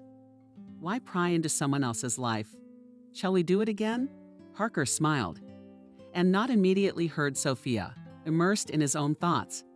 I suggest we do it again. Is it just me, or are you tense? Everything is fine, assured the guest. I will gladly drink more champagne. Sophia, won't you be offended if the second toast is for you? The owner of the office asked not only jokingly, but also seriously. Why should it offend me? She was surprised. I don't know. Well, Thomas, champagne is good, of course. But let's get to why you invited me here. Sophia said in a businesslike tone. Our neighborhood, as you quite rightly pointed out, needs improvement. And when it comes to this particular booth, I have some thoughts. Parker grunted in surprise, but the guest smiled dazzlingly as if she hadn't noticed. We'll discuss it. The dinner was conducted in a strictly businesslike manner. Sophia realized that this was not what Parker was expecting, but there was nothing she could do to please him. He did not hint at a closer acquaintance, for he realized that he would receive a strong rebuff, and for a womanizer like Parker, that was simply unacceptable. It's embarrassing and humiliating. No, it's a gradual thing. Usually a couple of bottles of champagne was enough. I must say, the conversations about improving the standard of living in the neighborhood went well. Thomas listened to Sophia's proposal, and an hour later she called the driver. So soon. Parker stretched out disappointedly. But I guess that's the end of the matter. Corver waved her hands. He wanted to add that he had ordered a sauna, but he stopped talking. I wanted to say that you are absolutely right, smiled charmingly at the person in charge of working with citizens. I will certainly take into account all your wishes and, as they say, let's get to work. When the driver pulled up, Parker escorted Sophia to the car like a true gentleman. He wanted to kiss her hand, but came to his senses in time. Why gossip? It was one thing to spend time with a young and free employee like him, and quite another to spend time with a family woman, the deputy head of the administration. Parker gallantly opened Sophia's doors as the car moved off, admiringly thought this woman. Parker went up to his office, poured champagne, and thought deeply. The head of the department clearly understood this woman. He had a great hookup with his second wife, the same one who had a great career. Thomas had divorced 3 years ago and was no longer eager to remarry. Why should he? He never saw a woman as a free cleaning lady or a cook. But from time to time, he thought there was no need to marry. Parker was clean and, as far as time allowed, did not neglect cleaning. In addition, he was a good cook and knew a dozen interesting recipes for those who do not have time. And lately, Thomas was often ordering food from a restaurant. That's funny. What about the automatic washing machine? For what? Well, as for natural male needs, women who are ready for anything have not yet outlived someone, and serious status did not stop someone, not to mention young secretaries. Those, however, had their own interest in advancing their careers. But here Parker had an iron principle: he never made patronage to any of his own for chills. Have you tried studying? Lovely ladies. Parker had a daughter growing up from his second marriage. If he suddenly found out that Mila was trying to make a career through bed, she would be in trouble. He'd known Sophia Corver for a long time, but he'd hardly ever crossed paths with her. They used to say hello in the corridor of the district administration. Sophia was a good-looking woman back then. But he had plenty of that goodness, and he had plenty of that goodness. Thomas Parker knew perfectly well that he was considered a womanizer and did not deny it. But the people around him were wrong about something. Parker did not chase every skirt. Some quite pretty women didn't stand a chance. He didn't like or recognize vulgar and mercantile individuals at first sight. Young duck secrets didn't count. After all, youth and freshness are beyond competition. When Sophia was appointed deputy chairman of the village council, he considered it the right decision. Corver was not only an attractive woman, but also a conscientious worker and undoubtedly deserved the promotion. And after socializing with Corver, he appreciated her in every way. Suddenly, Parker thought that with such a woman I would like to live the rest of my life. And was surprised to think, what about his love of order? A culinary talent, a car, a machine, and a bunch of ladies for lovemaking. It's an interesting question, of course. The head of the Citizens Department suddenly laughed, to think he had been discovered, but not quite discovered. But for the first time in his life, a meeting with a woman had not gone according to the Parker scenario. And yet, despite this unfortunate circumstance, the mood was great. He'd enjoyed himself, and that was worth a lot. And as for the rest, well, as they say, there's bad luck for old men. And then Thomas Parker is not used to giving up without a fight. The more difficult the task, the more interesting it is. The head of the department drank champagne and ate cake. And looking at his watch, he called the driver. "Would you be so kind as to sign this?" He said, "The traffic will start soon, and I'm tired as a dog." "Okay, Thomas. And your application is accepted and will be considered within 3 working days," said Sophia to another visitor. "Goodbye, goodbye," replied pensioner Frank. Sophia's head had been spinning all day since that private business meeting at the district administration a week had passed. Memories of it made Sophia smile. The man had spent on the road, champagne, and hors d'oeuvres from the restaurant. And she was proud. What's pride got to do with it? She and Parker were in a purely working relationship, and she didn't think of anything else. And if that was the case, she should have made it clear to him right away. Sophia was sure that in a few days the head of the Citizens Affairs Department would forget about her. And he should have. "Sophia, the specialist Jenna told you this, and brought a small, pretty basket of blood roses into her office. "Thank you, Jenna," she nodded. Sophia already knew who the flowers were from. She felt uneasy. She had no idea how to react, and that made her feel uncomfortable. But at least I can call and say thank you, Sophia thought. "Glad you liked it," Parker replied. And there was a smile in his voice. There was an awkward silence. Sophia broke the silence. "Yes. And it would not be impertinent of me to invite you to dinner at the restaurant." "Thomas, I don't think it's necessary," Sophia replied firmly. "But why don't you really understand?" "I confess I don't. I'm a married woman. I'm in a position of authority and everything. And you, Thomas, have a tarnished reputation." He smirked. "In other words, a reputation as a womanizer." "Right.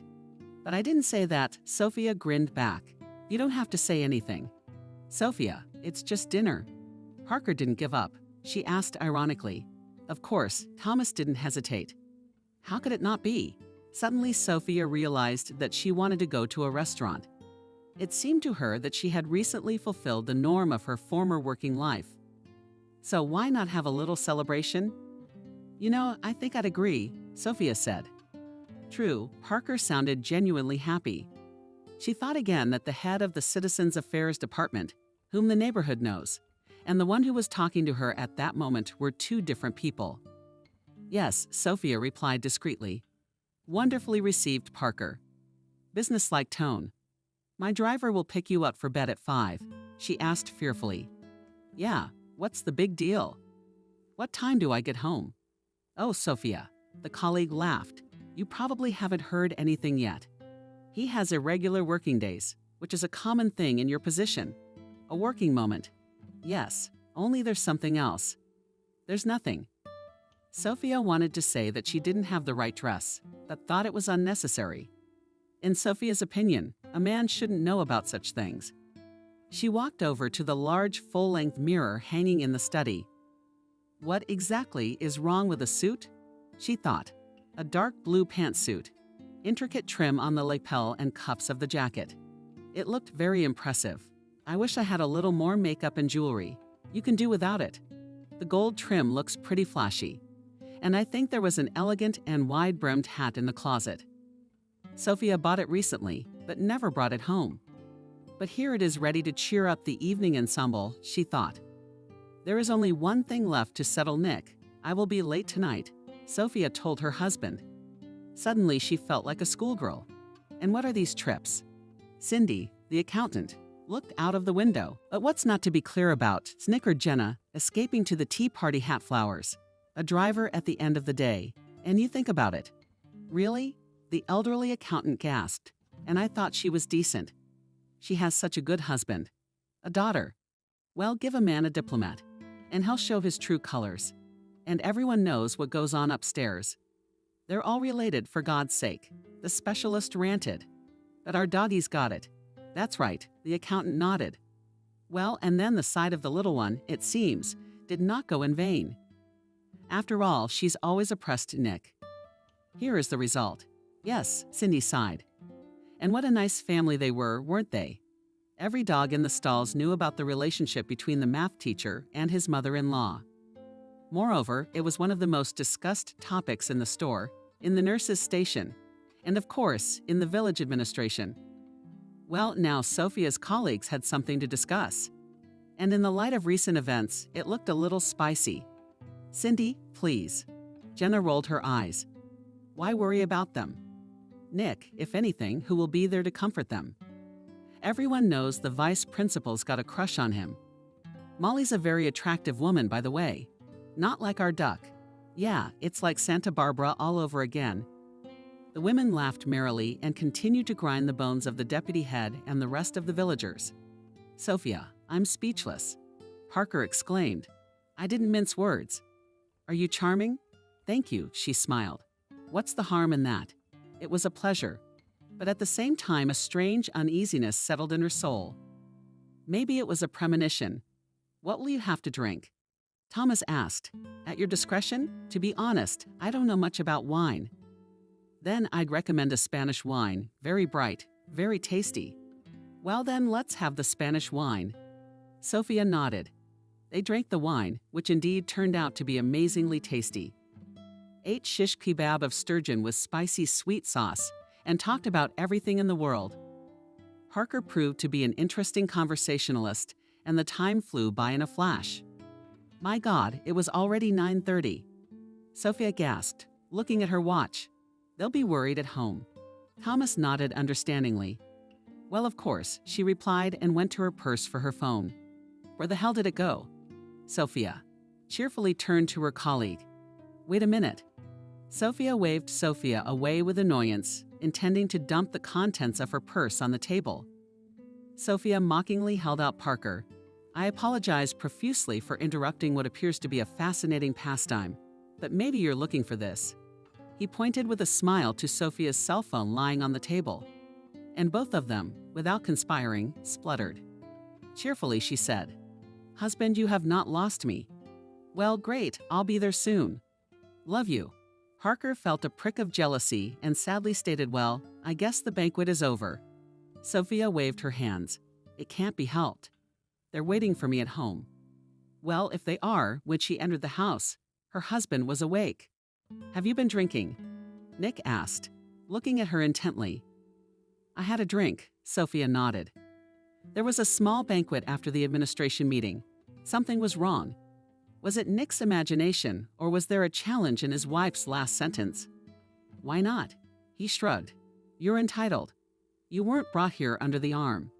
Yeah, the wife muttered. I'm sorry. I'm tired. Let's go to bed. The New Year's Eve corporate party for employees of the administration was prepared on a grand scale. A newly opened restaurant was engaged for this purpose. The conversations of the administration staff were all on the same topic. Ladies' outfits I have already looked through long, revealing with a cut to the thigh. But you're not wearing that kind of fire, not at my size. Oh, come on. It's not a problem. Put on a high-waisted dress and you'll be happy. You'll look slimmer and prettier, and you'll show off your legs. I want to wear red, but I don't know if it's appropriate. Girls, whose year is this? Secretaries, accountants, specialists, and higher-ranking employees resembled schoolgirls on the eve of a party. And it was a very pretty sight. Sophia, like her coworkers, was also racking her brains over what kind of outfit to buy to make everyone aha. Come on, mentally under the case, but on herself, so everyone. After that dinner at the restaurant, Sophia felt something had changed. She didn't know what it was yet, but it was obvious. And then there was that stare from Nick. Did he suspect something? There was nothing to suspect. She and Parker never saw each other again, since they were both busy with work on New Year's Eve. And yet, on Sunday, Sophia went into town to pick up her mom's dress. Well, that's so last century, Helen remarked.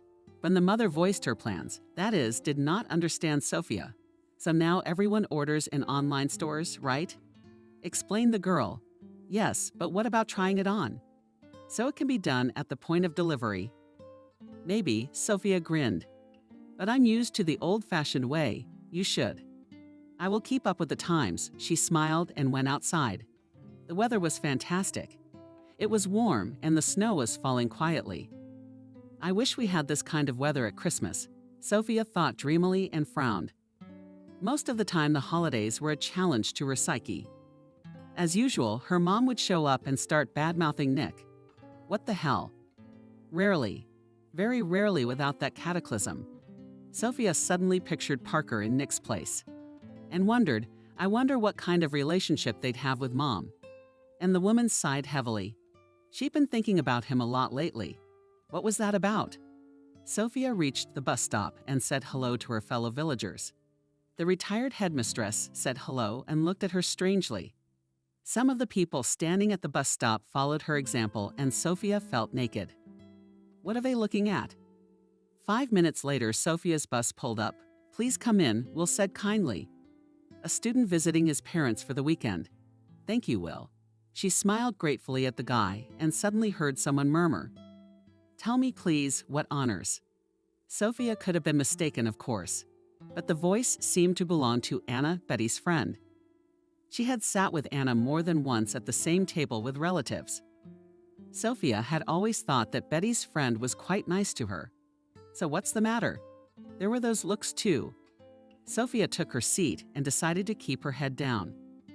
It was no secret to her that her appointment to a new position was received ambiguously by the people. Many were genuinely happy for Sophia, noting that but she deserved the promotion. But not without detractors. God only knows what they argued their discontent. But the fact remained that there were such people. But was it worth paying attention to them? You can't please everyone philosophically, Sophia summed up. For shopping, she chose a hypermarket 2 stops away from the bus station. The market was definitely not suitable for this purpose. Sophia walked through the boutiques. Her eyes were dazzled by the variety of colors and styles. The woman stopped at a marvelously beautiful evening dress, a relay of color and rice.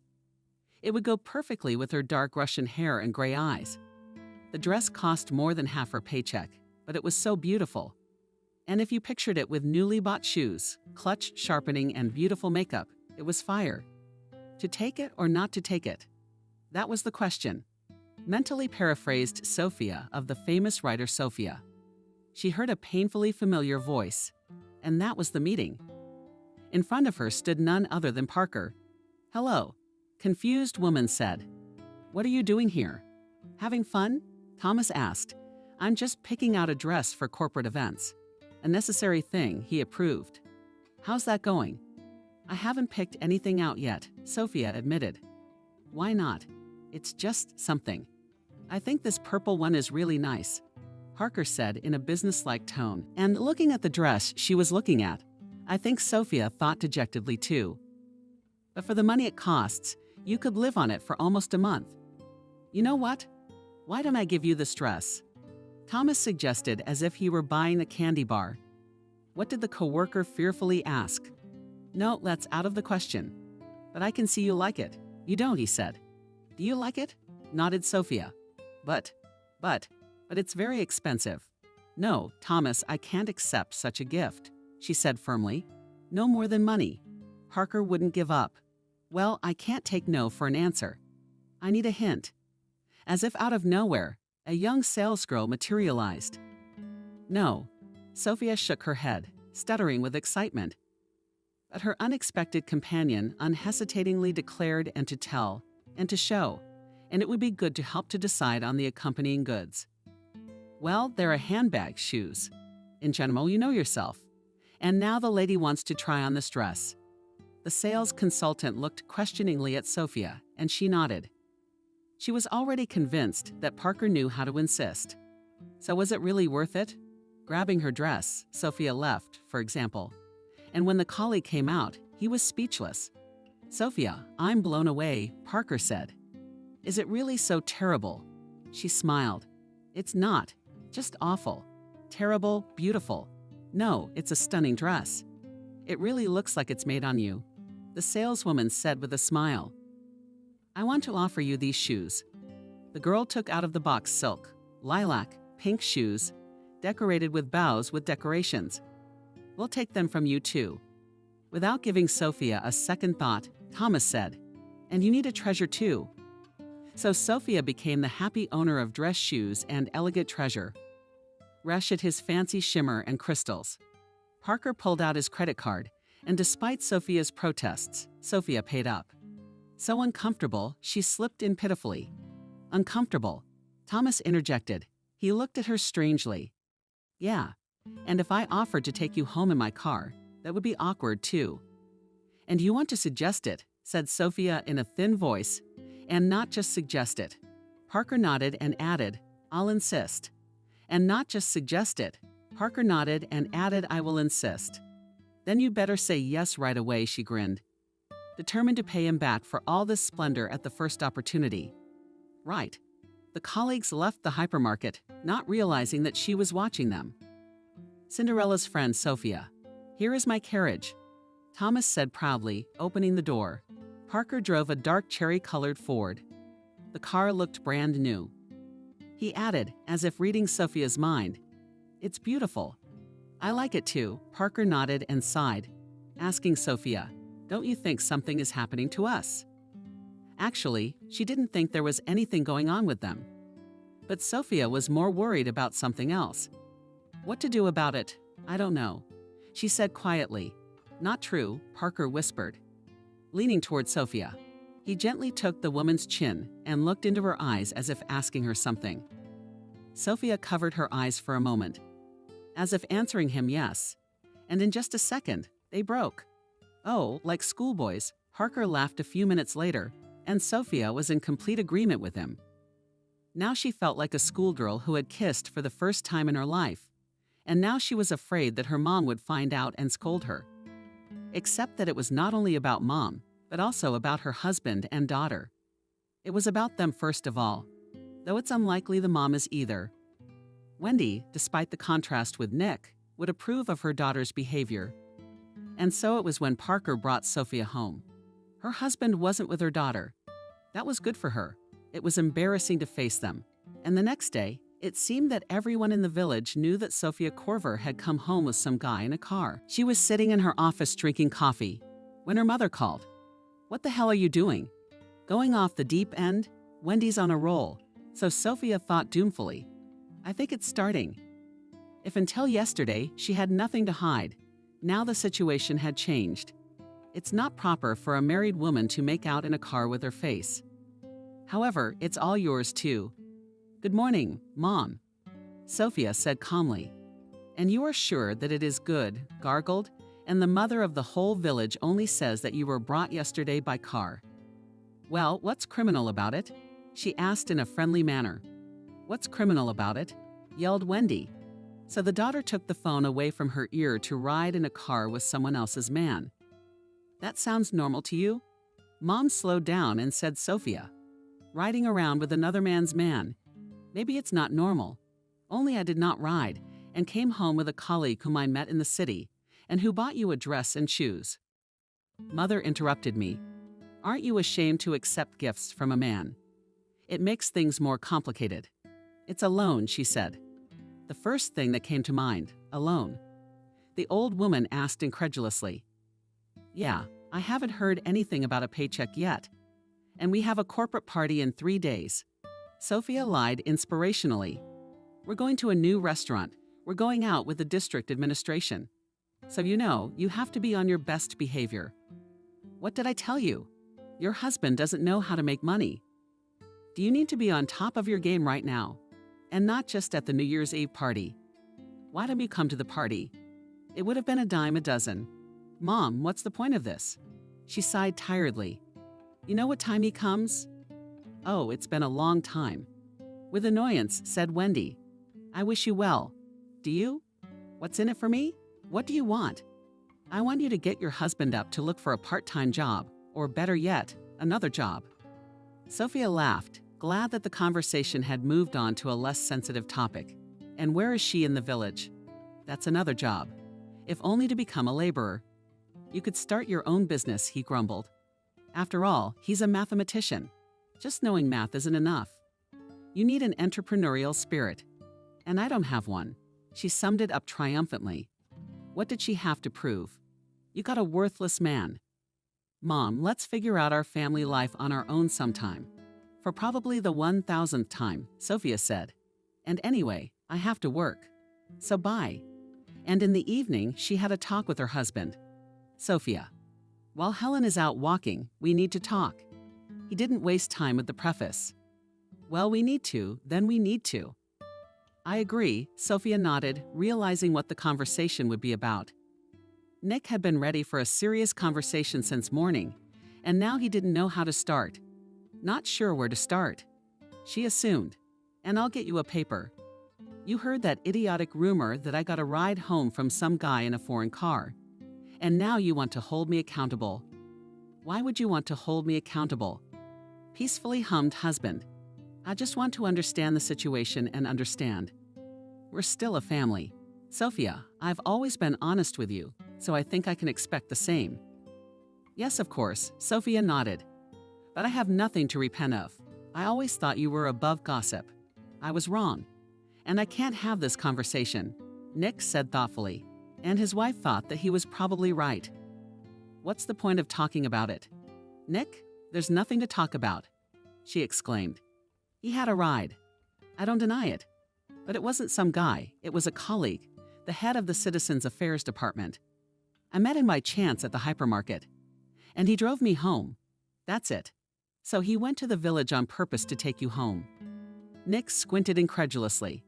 And before that, he bought himself an expensive dress and something to go with it. The situation is more serious than Sophia realized. I wonder how much she'll find out later. What if Nick got wind of that kiss in the car? Desperate, she thought to Dawn. The windows were tinted, and the car was far from the parking lot, but still. And who the hell was following me? Sophia ordered herself to be calm. If anyone knew about that kiss, her mother would have mentioned it. Wendy's daughter had kept silent about it. Anyway, calm is only calm. Oh, we know so much, Sophia shook her head. But since you have an informant, he should have reported to you that my mysterious admirer bought me this dress on credit. On credit. Yeah, why are you surprised? Well, what if you hadn't met him? Nick, you should be an interrogator, grinned the wife. If I hadn't met him, I would have bought a cheaper dress or called someone. There'd be more questions. Sorry, crushed, muttered Nick. Sophia walked over to her husband and stroked his hair. With a smile, she said, "Let's just forget about it. And let it be the worst thing that happened to us." I agree, he smiled back and intercepted his wife's hand and kissed it. I see you have peace, friendship, love, cheerfully said the daughter who came in. Did you expect us to fight here? Her mother asked with a grin. No, Helen shook her head. It's just nice to see once again that the parents are doing well. The girl undressed and went to her room. I heard what she said. Sophia said quietly, so we'll try to fit in. With tenderness, said her husband. Sophia tried her best to fit in and seemed to succeed. She ignored the general message for the entire 3 days, remaining before the corporate party at the restaurant. Parker, the trips to the district administration with Sophia was entrusted to Jenna, arguing that she was busy, which, however, was true. She answered his calls dryly and one syllable, letting him know that they could only have a business relationship and nothing more. And after the new year, the head will come out of vacation, and everything will be back to normal. Good, Sophia thought with relief. It didn't cost me anything. That's just it.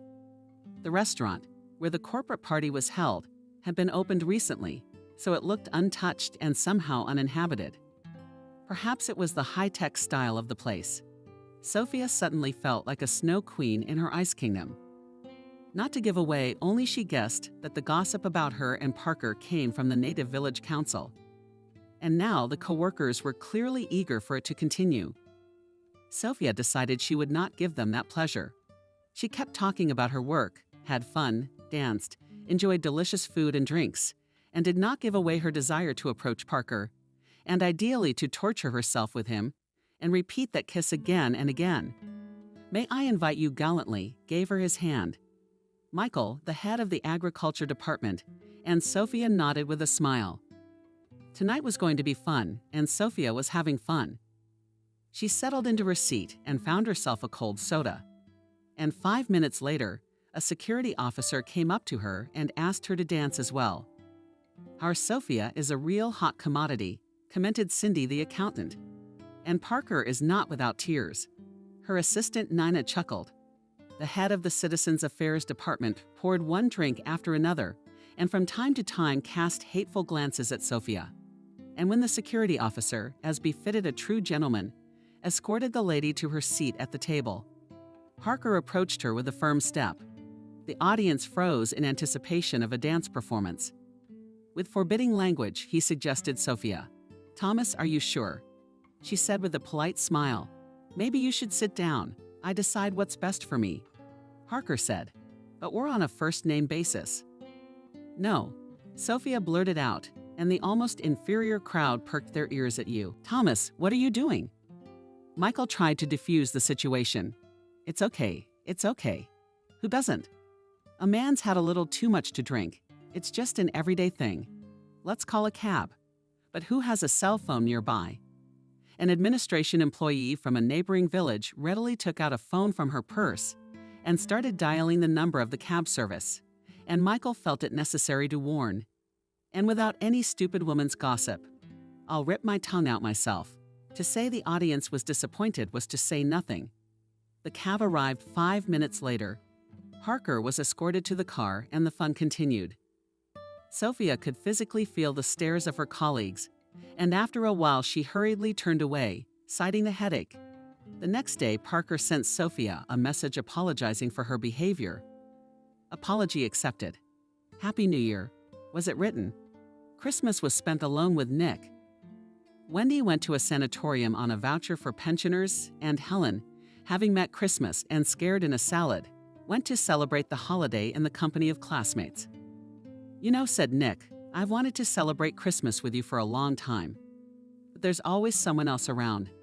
Sophia said cheerfully, or someone will show up. That New Year's Eve, the Corver couple felt young and hopeful for the first time in a long time. They chatted merrily and had a delicious meal.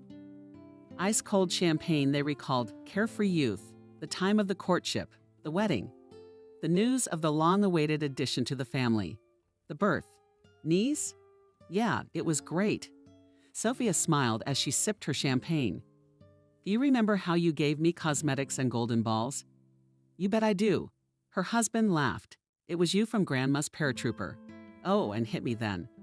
And the old lady, by the way, had a heavy hand. That night, nobody came to see them. Sophia guessed why. But she didn't care about that now. Let them watch their families. Sophia thought, falling asleep in Nick's arms. I have the coolest husband in the world, and we have a wonderful daughter. The New Year's holidays are relaxing after all. Sophia tried to concentrate on her work, but it was not going well.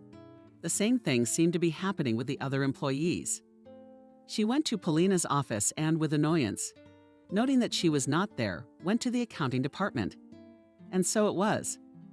Together with Irina and Veronica again. They're washing someone's bones, Jenna. I asked you to prepare the certificates this morning, said Sophia. Where are they? I'm leaving in 10 minutes. Are you? Are you going to sign for me? Jenna reluctantly got up and went to her office. And the deputy manager saw the car and left. I'll be there soon. When Sophia entered the agriculture department, she ran into Parker there. Oh, Sophia, in my honor, he smiled. How are you? How was the holidays? Thank you. All good. Choppy, Sophia replied. Excuse me. I have to go. Yeah, sure, we'll talk again. Thomas sounded a little too meaningful. She soon realized what the tone meant. The agricultural department in Sofia informed her that she was to be sent to the regional center. For how long? She asked. For 24 hours, answered the head of the department. You will get your daily allowance in the accounting department and come straight to me. Okay, Sophia nodded and left the office. I guess you already know. Thomas entered the office with a smile. What do you mean? And business trips, of course, he shrugged. When Sophia returned to the agricultural department, she learned that she was traveling with Parker. She was terribly tempted to refuse, but under what sauce would she do it?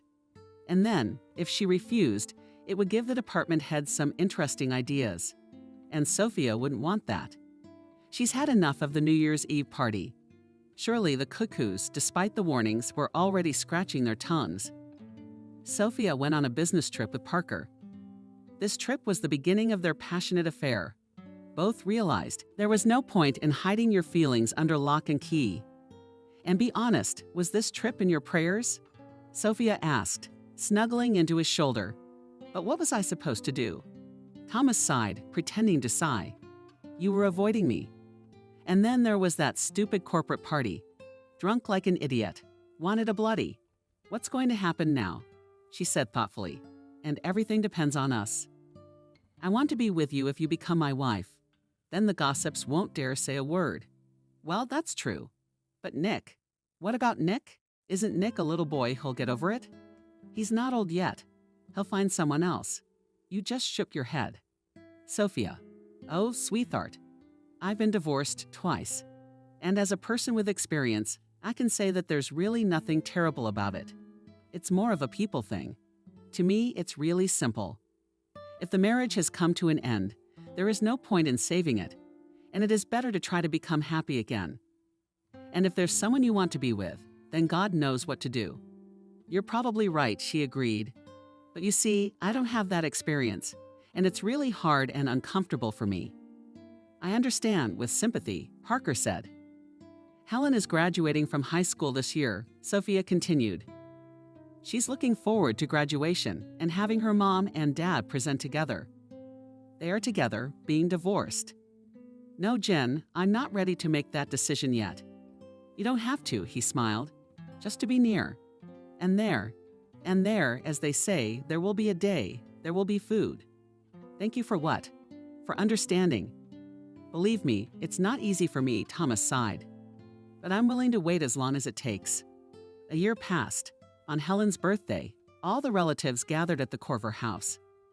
If Betty held a grudge against her brother, she prudently kept it to herself. She had come to congratulate her niece, and everything else was none of her business except the relatives and closest family friends. The party was attended by half of her classmates, the celebrant, and 2 friends from the university she had safely entered. Nick and Sophia were only too happy to welcome their daughter's new friends into their hospitable home. From the outside, everything looked the same as before, but only externally. "Sophia, I was still seeing Thomas. And every day he got more and more insistent that she should divorce Nick and live with him one day. Parker said, 'I don't know about you, but I'm sick and tired of this conspiracy.'" What could she say? Sophia was even worse for leading a double life for a year. What kind of nerves do you have to have? Except that sometimes it seemed to Eugenia that it was easier and easier for her. Sophia exclaimed in amazement when the lover voiced it. "Do you think I should lie to the man I love in my own way?" Yes, I do. At least as the father of my daughter, it's easier." "You think so highly of me." That's when they had their first fight. Thomas apologized for a long time. Her heart shook. Then followed a rather long conversation, during which Sophia decided to tell her husband about the divorce when Lunk turned 18. And so that day came, and Sophia realized with annoyance that she couldn't decide to tell Nick about the divorce. "Sophia, but no one pulled you by the tongue." Parker pointed out. "Did you make this decision on your own? I don't want to pressure you in any way. But if you don't do what you said you do, I'll start thinking that you don't know how to keep your word." "You're right," she said. "But I need a little time." "How much time is a little time?" Thomas squinted. "Zen, but we're not in a market." All right. He held up his hands as if in surrender. "All right, I'll wait a little longer." "I don't know what you're waiting for." Kate, who worked in the registry office, said perplexed. The women had become friends over the year, and Kate was the only person who knew the details of their relationship. She was Thomas's childhood friend, by the way. Sophia was jealous at first, but then she realized there was nothing to fear. If Kate and Thomas didn't have an affair when they were young or even when they were older, it was unlikely to happen at all. "What are you waiting for?" She repeated. "You love him. He loves you. So what's the problem? Thousands of couples marry and divorce. So you're not the first, you're not the last." "Nick, that's a shame." "What about Helen?" Sophia shook her head at her friend. "Do you feel sorry for everyone? But the farther into the forest, the more wood. If you want to know, I've never seen Thomas like that. For him, relationships with women have always been a kind of sporting competition. Really, every woman was like a victory for him. And with you, everything changed and Sophia made up her mind. "Nick, we need to talk," she said. Her heart was beating like crazy, but there was nowhere to retreat to. At that moment, Nick was feeling the same thing. All this time, he was subconsciously waiting for this conversation. After all, he didn't live on Mars. However, deep down, Nick hoped that it was just an affair. Sonia will outweigh it, and everything will be the same. Turns out, no. "Nick, I'm not gonna beat around the bush." "Yeah, around. I'm leaving." Sophia suddenly felt a weight lifted off her shoulders. Wow, turns out this isn't scary at all. What was I expecting? I can't say I'm happy. But now that you've made up your mind. Nick, you're a wonderful you. Oh, don't do that, he wrinkled his nose. As they say, here's God. And here's the threshold, and there's nothing more to talk about. I'm going tomorrow. Not believing her happiness, said Sophia. As you wish. The next day, she moved into town to Parker's house. Come in, he fussed. We're going to celebrate. I'm not divorced yet. Sophia laughed, but it's only a matter of time. Thomas's apartment was spacious and bright, and looked nothing like a bachelor pad. Everything has been meticulously cleaned, interior cut. The work of a top-notch designer. Pleased, the host pointed toward the hall, where Sophia was waiting for a sumptuously set table. In the very center stood a goose with apples, and there was an Olivier salad, a salad of shrimp, avocado, and egg bindings with a creamy seafood assortment sauce. Miniature chocolate cakes with whipped cream. "What restaurant did you order from?" Sophia asked. "What restaurant? Pretend." Thomas was indignant. "With the exception of the cakes, I made everything myself. My favorite woman moved in. Good girl." She smiled and kissed him on the cheek. "So what are we waiting for?" "I'm hungry like a wolf. What will you have? Wine, cognac, champagne, champagne." "Well, I'll have a whiskey," said Parker, and the lovers began their meal. "How delicious," Sophia said with admiration, tasting the sleeve salad. "It's from Italian cuisine. I like it very much too. Do you know what my dream is?" asked Thomas after the second toast, which was to love. "And what's that?" "To meet your daughter." Sophia's soul was singing. Today she called Helen and informed her of the impending divorce. To her great relief, her daughter was very understanding. "I'll introduce you," Sophia promised. For the second time in the last 24 hours, she was surprised at how simple everything was. But unfortunately, it wasn't. After the divorce, Nick became addicted to alcohol. At first, he'd have a drink or two after work. But as time went on, things took a serious turn. One day, Nick showed up at school with a bad hangover, for which he was sharply reprimanded by the principal. The mathematician apologized and said it wouldn't happen again. "Kelly, he's not really drunk."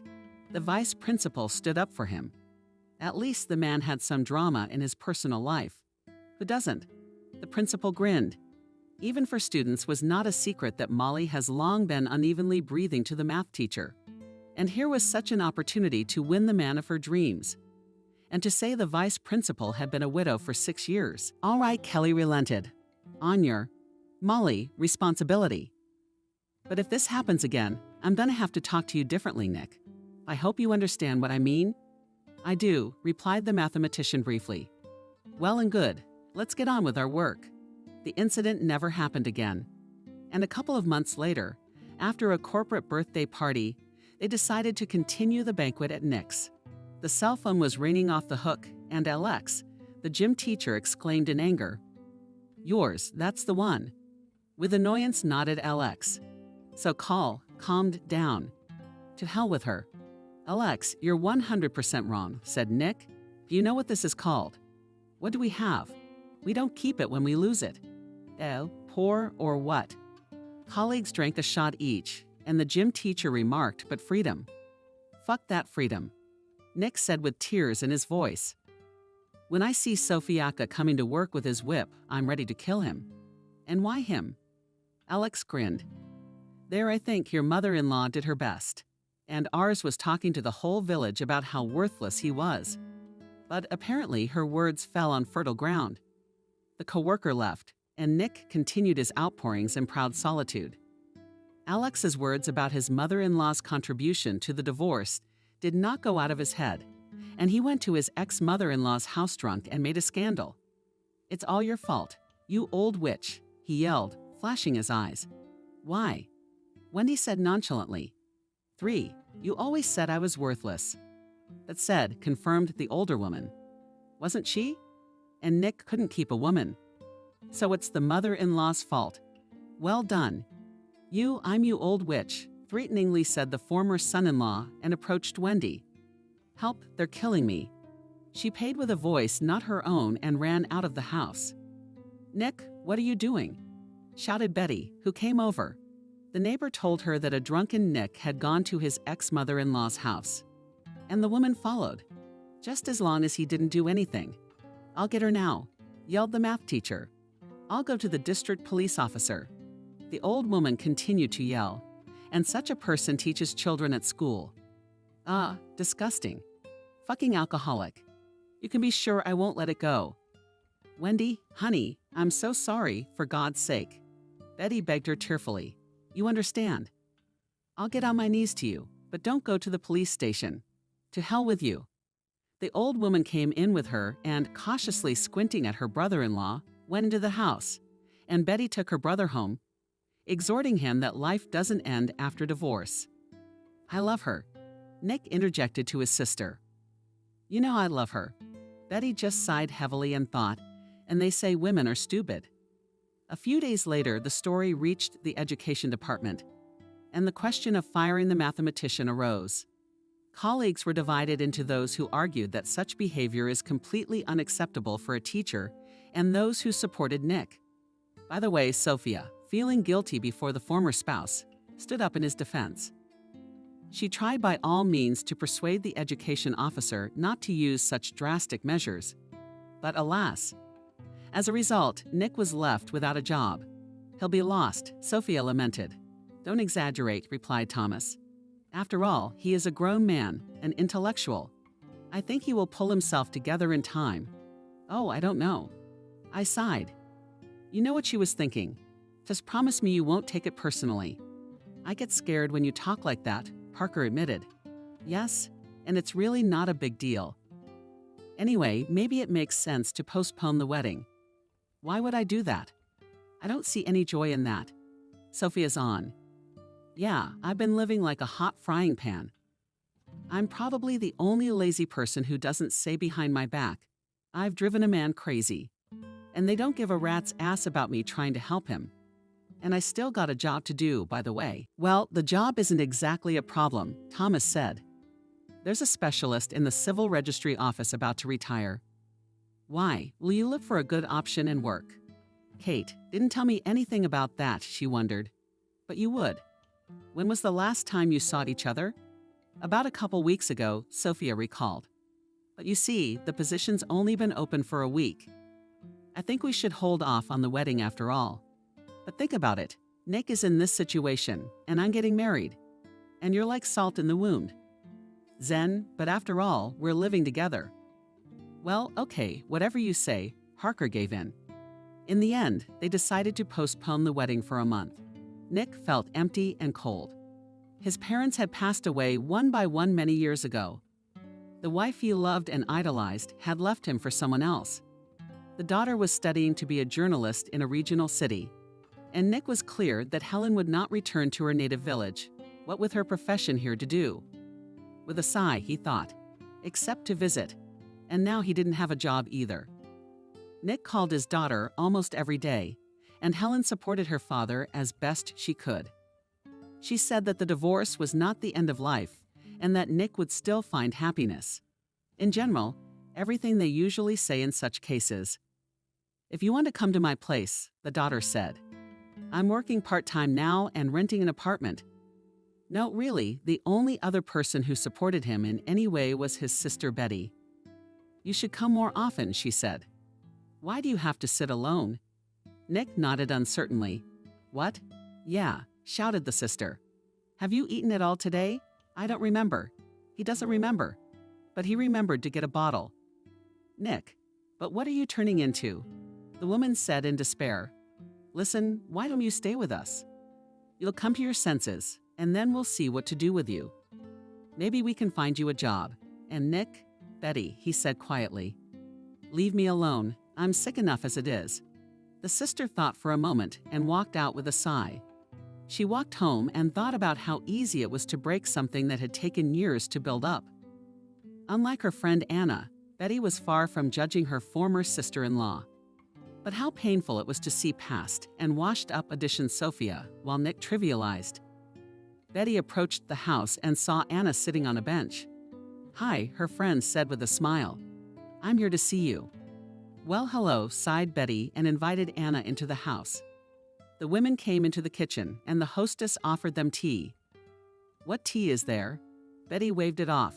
There's a lot going on here. And how can it be without special interest? Betty asked. Frankly speaking, she had enough of what was going on in their family.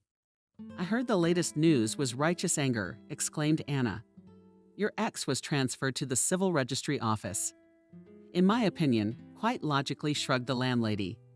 After all, she lives in the city, and most likely it is inconvenient for her to go to work in the village. But for me, it's much simpler. She just had a guilty conscience, her friend declared triumphantly. So what's the matter? Betty grinned. So she has one. And I'll tell you something else. She postponed the wedding because of what happened to the can. But what a noble thing to do, huh? Anna shook her hands. Yes, they are without a stamp in the passport. They have been married for more than a year, and they live together. Not a big sacrifice. Betty suddenly felt incredibly disgusted. It felt like someone had tainted the air in the house. And you know what, Anne? After a little silence, she said, "Go away." She was stunned. "I don't get it. Are you defending her or something?" "Well, Betty didn't expect it.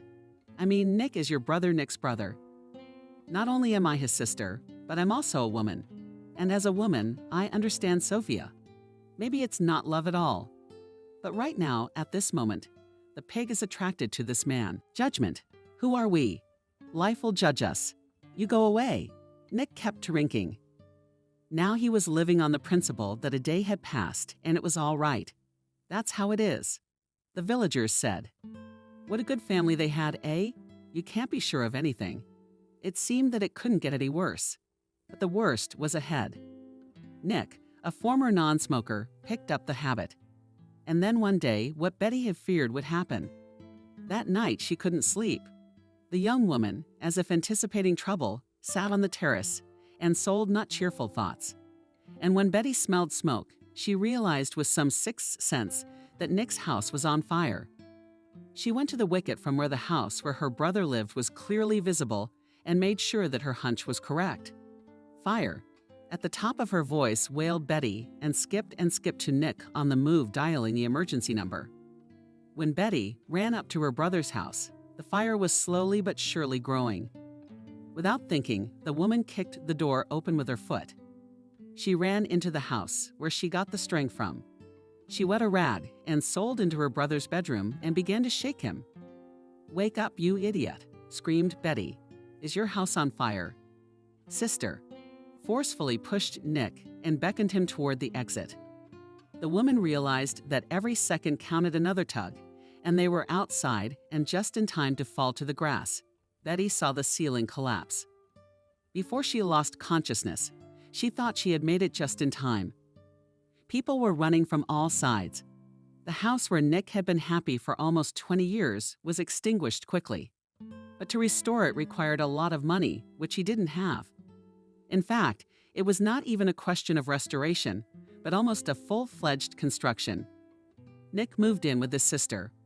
Michael helped them with household chores, planted potatoes, and willingly helped the children to do their homework. The youngest from the bench had a math problem. Nick stopped drinking. The house Betty lived in with her husband and 2 sons wasn't that big. So Nick couldn't help but realize that he had to come up with a place to live. But what could he think of? The village council only shook their hands, for there were no empty houses in the village.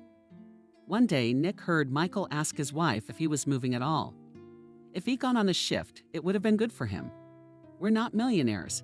He felt bad about embarrassing his sister and brother-in-law.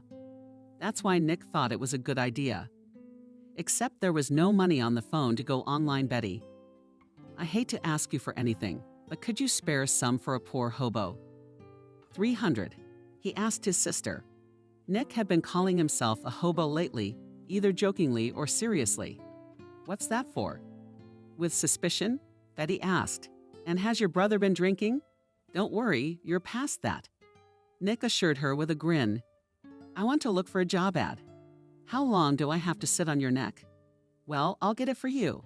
A couple days later, he found an ad for shift workers. When are you leaving?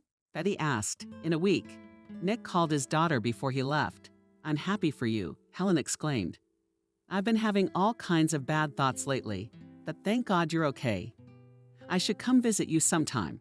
What do you think? We'll see, the father replied evasively. Nick was ashamed to admit to his daughter that the house where she spent her childhood was no longer there. The ex-wife apparently didn't know anything about it either. After all, Sophia now worked in the city and did not maintain relations with any of the villagers. Thomas and Sophia were 3 days away from getting married. "I can't wait for you to say yes to me in the face of the law," said the happy groom. The future spouses were having lunch at the very cafe where they had met at the hardware meeting. The faces of the bride and groom were shining and the people around them were smiling. "I look at you and directly infect with good mood," said the former to them Lola, head of the Department of Media Relations. "Are you so cool?" "Thank you for your kind words," smiled Parker. The daughter arrived the evening before the wedding of moms. "You could put your face on the cover," Helen exclaimed, kissing her mother. "You look like $1,000,000. "A million?" Sophia smiled embarrassedly. "Right. Why am I being petty for $1 million? Oh, come on." With a laugh, she waved her daughter away. "You are not hungry." "I could eat an elephant," cheerfully admitted Helen. "But I can't promise an elephant," Sophia hummed. "But fried chicken, and I'll feed you. Come on," encouraged the girl. "Almost a year of studenthood. I gave her a lot of fried chicken, but such a delicious Tina, as my mother, has not yet met." I hope the groom appreciated. By the way, where did he appreciate it? Did he appreciate it at the bachelor party now? Mother smiled. He, like you, was not afraid to let go. What about the cake stripper and other bachelor party trappings? You know, not afraid. I don't think our Thomas Stepanovich can be surprised by strippers anymore, or anything else for that matter. I'm very glad I got him for goulash. What about Daddy's sadness? Helen asked. It always seemed to me that you loved each other so much that there is no stronger. It did not seem. The daughter answered Sophia seriously. That's the way it was. But I guess our love just ran out of steam. It happens like that too. But I am grateful to Vanya that he was in my life. By the way, you called him a long time ago. The other day. How is he? He seems to be doing well. He's away on a shift. Oh well, God forbid he's doing well. There's a very nice woman coming, and we'll drink to that. Winked Sophia, the daughter's bachelorette party. Helen smiled understandingly. Or else. Mother and daughter laughed amicably. And then Kate showed up. The bachelorette party was a success. The next day, Thomas and Sophia became husband and wife. Wendy looked at her daughter under her dress with a concentrated frown. One could only wonder what grievances she would express to her new son-in-law. Nick returned from his shift a month later with a lot of money and a great mood. It would be better to solve the problem with housing. The tramp had arrived. He announced his arrival. Fresher, better looking, Sister said approvingly. The work has done you good. Very much so. I'll have to do something about the house. There'll be daylight. There'll be food. The housing problem solved itself. And not just housing. In the morning, Nick went fishing in the neighboring village. The fish pecked and not bad. And Corver learning to cook, which Betty was a great master. But the stars had prepared something more interesting for Nick. He pulled the rod, but it was obviously caught on something. Shit. Nick cursed and bent his lice and fell into the water. He surfaced. And headed for the shore, pulling the fish boat up behind him. Nick was walking through the village soaking wet and carrying a bag with a still living fish in it. But there was no cell phone in his pocket. Drowned in the river, and Nick, he heard a woman's voice. What are you doing here? Molly? Nick exclaimed in surprise. Unexpected. Yes, I came to go fishing. In fact, in their meeting, by and large, there was nothing unexpected. He knew that the head teacher had a mother living in the village. And yet, how did you manage to get so far away? Molly asked. The boat overturned. With a smile, he answered. And the former colleagues could not help laughing. That's what the amateur fishermen, said coworkers. And went to my place before the bus is still more than 3 hours. And it is cool outside. And it's comfortable enough. There was no one in the house except Molly. The head teacher gave him a t-shirt and a tracksuit, not forgetting to put the kettle on. I believe your mother lives here too. Nick showed his knowledge. She did, sighed her colleague. Mom died. 9 days yesterday. She came here to sort out her things. But what to do with the house? I don't know. My mom was very sick, and just before she left, she gave me a deed of gift. So they're thinking of selling it or keeping it for Ethan. The guy wanted to get married. At least he'd have a place to bring his wife. Ethan was Molly's son. He was a year older than Helen and went to Polytechnic.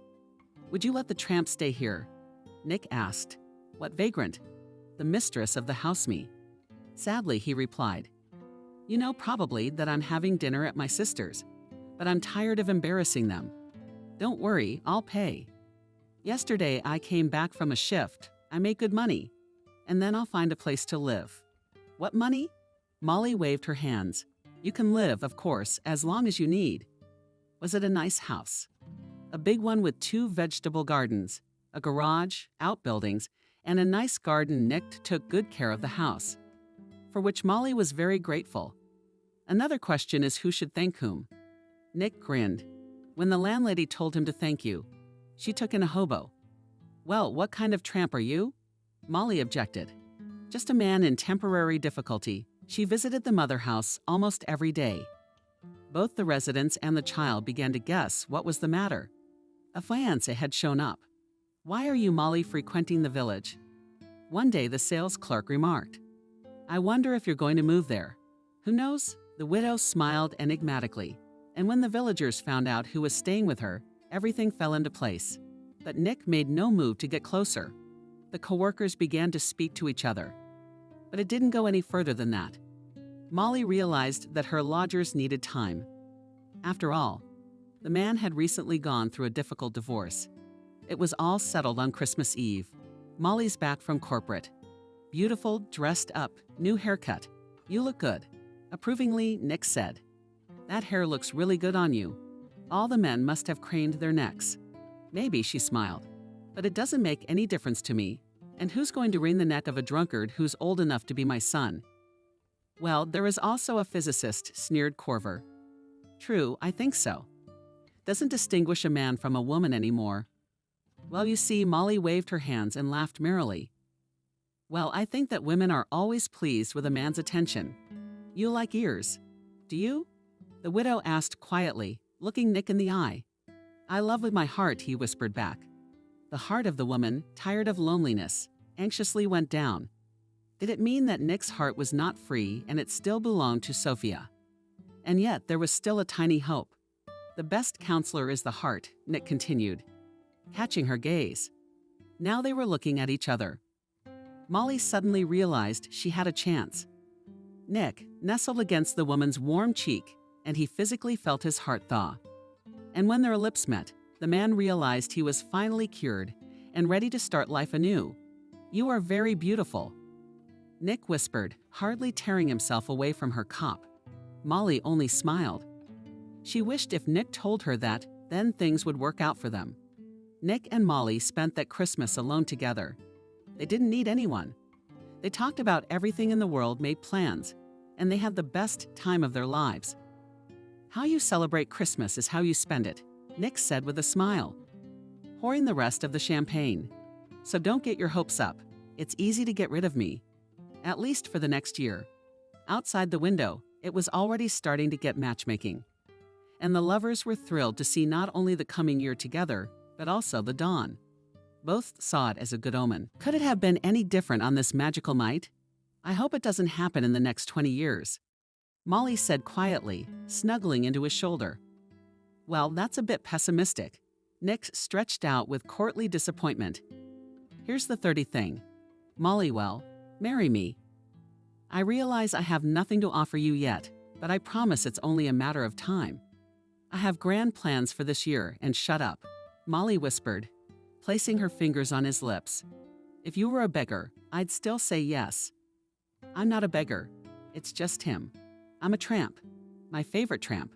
To us, to our happiness." They drank champagne and went to bed. In the afternoon, a blizzard broke out. Nick shook his head sweetly. "Shall we shovel the snow?" "And why do you want to yawn on a holiday?" asked Molly. "My joy. It's only half an hour's work. Then it's gonna snow even more. And then you and I will have a drink. Some wine." Nick went out into the yard and took a shovel, as suddenly he saw how the ambulance, which had left from the side of the cabins, drove into a snowdrift and began to tow frantically. The driver got out of the cab and started looking around nervously. The doctor followed him out, and the men began to gesticulate frantically. Nick picked up a shovel and rushed to the car, which was about 200 meters away. Men. "Do you need help?" he asked, out of breath. "How else?" exclaimed the doctor. "There's an elderly woman with a stroke. We can't bring the old lady." The driver got into the car. Nick started shoveling, and the doctor tried to push the car out. "Damn this blizzard." He cursed in his monologue with an expletive. The doctor pushed open the door of the patient compartment. Nick peered inside, and his hair stood on end. On the couch lay his ex-mother-in-law. Her mouth was curved to the left. One eye was closed, the other staring blankly into space. A nurse sat next to the older woman. Wendy blurted out to Nick. "Do you know her?" asked the doctor. "I do," exhaled Corver. "And who is she to you?" "How's that?" "Do you have any contact with your ex-wife?" "No," shook his head Nick. "I changed my cell phone not too long ago, but also." "And the son, spat the doctor contemptuously. "Drunk and sneaking around. I think he'll wake up and not remember that his mother was taken to the hospital, and he flatly refused to accompany. I can tell the daughter." It dawned on him the only number Nick remembered by heart. It was Helen's number. Notified, the doctor asked, and Corver suddenly thought he might not be able to reach his daughter. It's Christmas after all. Young people are out. Can I go with her? Unexpectedly, Nick volunteered. "Yes, please." The medic shrugged. The driver continued to slip, and the car moved off. "Thanks, buddy," shouted the driver Nick, and the doctor asked if he had changed his mind about accompanying the patient. Fortunately, his cell phone was in his pocket. He told Molly what had happened and asked her to go get a shovel. Nick's fears about Helen were justified. He didn't manage to get through to his daughter until the evening. "God, what a horror," the girl exclaimed. "And Mom is in Thailand with Dad Thomas. They'll be back in a week, but I can come." "Come, daughter, but here's the thing," he hesitated. "Anyway, I'm living in the village now." "What are you doing there?" Helen was stunned. "Daughter, I'll see you later. Write down the address." After talking to her father, Helen was discouraged. What's so strange, though? Her father was able to find a woman and go to her in the village, and they spent Christmas together. This could only make Helen happy. Dad had found the strength to start a new life. He loves, is loved, and as a consequence, is happy. What more could a daughter want? Yes, but Dad said he was living there. Why not at his place? I'll come and see everything with my own eyes. Dad sounds like he's doing well, and if it's as good as I think it is, it's great. With a positive thought, Helen fell asleep. Helen managed to get a ticket only for January 4. The village was almost no different from her native village. Even the store building looked exactly the same as it had with the baby. The house where Helen's father now lived she found quickly. She knocked on the door not boldly and heard a vaguely familiar female voice. "Come in. It's not locked." When the girl entered, she was stunned Molly. Helen exclaimed in surprise when she saw the head teacher. "Yes," Molly said, the woman embarrassed. "That's the way it is. Where's Daddy?" "Is Daddy coming?" There was an awkward pause. "And Helen." Nick shouted joyfully and kissed his daughter on both cheeks. "Daddy is touched," said the girl, hugging her father. "I missed you so much." "Me too," Nick admitted. Tears also appeared in the man's eyes. "But thank God, you are here. And please come to the table. And yes, guys, let's go to the table." Having coped, finally, with indignation, cordially invited Molly. "Dad, Molly, so are you together?" with a smile asked Helen. "Yes," simply replied Nick. "I hope you two are friends." "I'm thrilled," assured her daughter. "I have 4 parents now, you might say. Sorry, stupid joke. But why?" "A silly one that doesn't agree with their father's choice. I, for one, am very pleased." After the first glasses were knocked back and the first hunger was removed, Nick and his daughter started talking about everyday life. "How's Grandma doing?" Helen inquired. "Grandma will now need a nurse and a wheelchair." With a sigh, the father replied. "But even that's not the point. Sashka and his heroines don't want to take Wendy away. And why? Because they're assholes." Nick cut him off. "Besides, Uncle, as you know, always liked to drink. What a sick mother." And if his son doesn't need her, what about his Natasha? What kind of horror stories are you telling?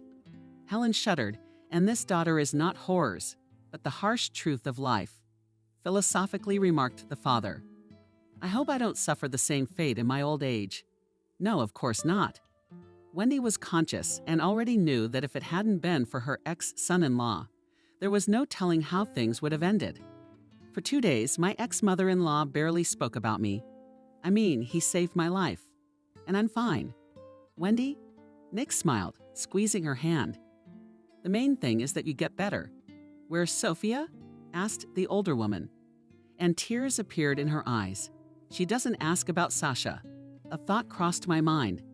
So she realizes that her son doesn't need her. Sophia has gone on vacation. How will she come back? She'll be back. She already knows everything. Really, her son-in-law reassured her. A nurse came into the room and said that the patient needed to rest. Yes, of course, nodded Nick, and walked out. He visited Wendy every day, fed the old lady from a spoon, wiped down Molly's cooking, and ducked out after her without complaint. You're a good man, the ex-mother-in-law said. And Nick smiled involuntarily. If a year ago someone had told Nick that his ex-mother-in-law would say those words, he would have twisted his finger at his temple. What was a year? A week. Nick was pleased to note that Wendy was on the mend.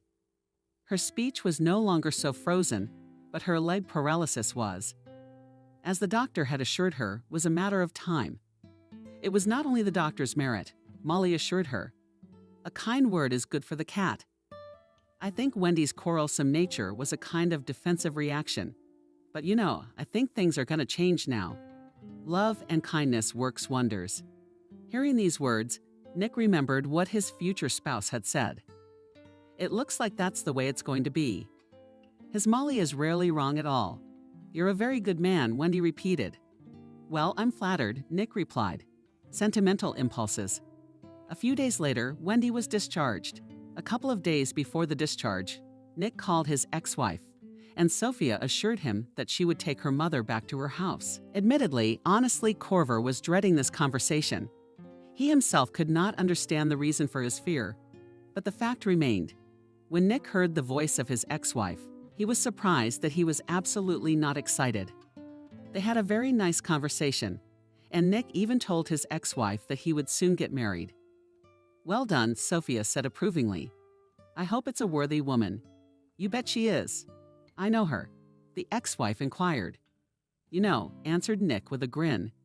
Molly, the vice principal. Oh, come on. Well, congratulations. You're gonna invite me to the wedding. Well, why not? The former spouses warmly said goodbye, and Nick felt as a mountain fell off his shoulders. Why, I wondered, was he afraid? As Parker gently coaxed his mother-in-law into the car. Wendy, are you comfortable? I'm fine, replied the old woman, and suddenly said, you know what I just thought about, and what is it? Nick, who was sitting in the front seat, asked. That both my sons-in-law are good people. Sonia has good taste after all. Both sons-in-law, as if on command, laughed deafeningly. Molly, who was sitting next to Wendy, also smiled. We try, Thomas said cheerfully and started the car. And waiting for her at home were her daughter, granddaughter, and a holiday dinner. 3 years later, a few days before the defense of the diploma, Helen felt indisposed. Everything pointed to the fact that the future journalist is in an interesting position. When the test showed 2 stripes, Helen cried. What are we crying about? He asked. After all, we wanted to get married. So the 3 of us are going to get married. That's all. Are you really happy? I'm really happy. 4 parents. What did Helen jokingly call them? They were happy too, and Wendy had nothing to talk about. So I'm going to be a great-grandmother, she smiled. Yes, nodded her daughter. Oh my God, I'm going to be a grandmother. That's so exciting. It's like a baby boom, Nick said when he found out he was going to be a grandfather. A year ago, he became a father for the 2nd time. Almost all the money he earned on his regular shift was spent on Echo. And in the end, Nick and Molly became parents to an adorable little dumpling. So the baby-to-be has an aunt who's only 2 years older than him, or a little less. Nick led the eldest daughter to the altar, where the groom was waiting for her and thought what a lucky man he was. And Sophia, Molly, and Thomas were thinking in unison that one should not be afraid of change. Change isn't always a bad thing. They knew that.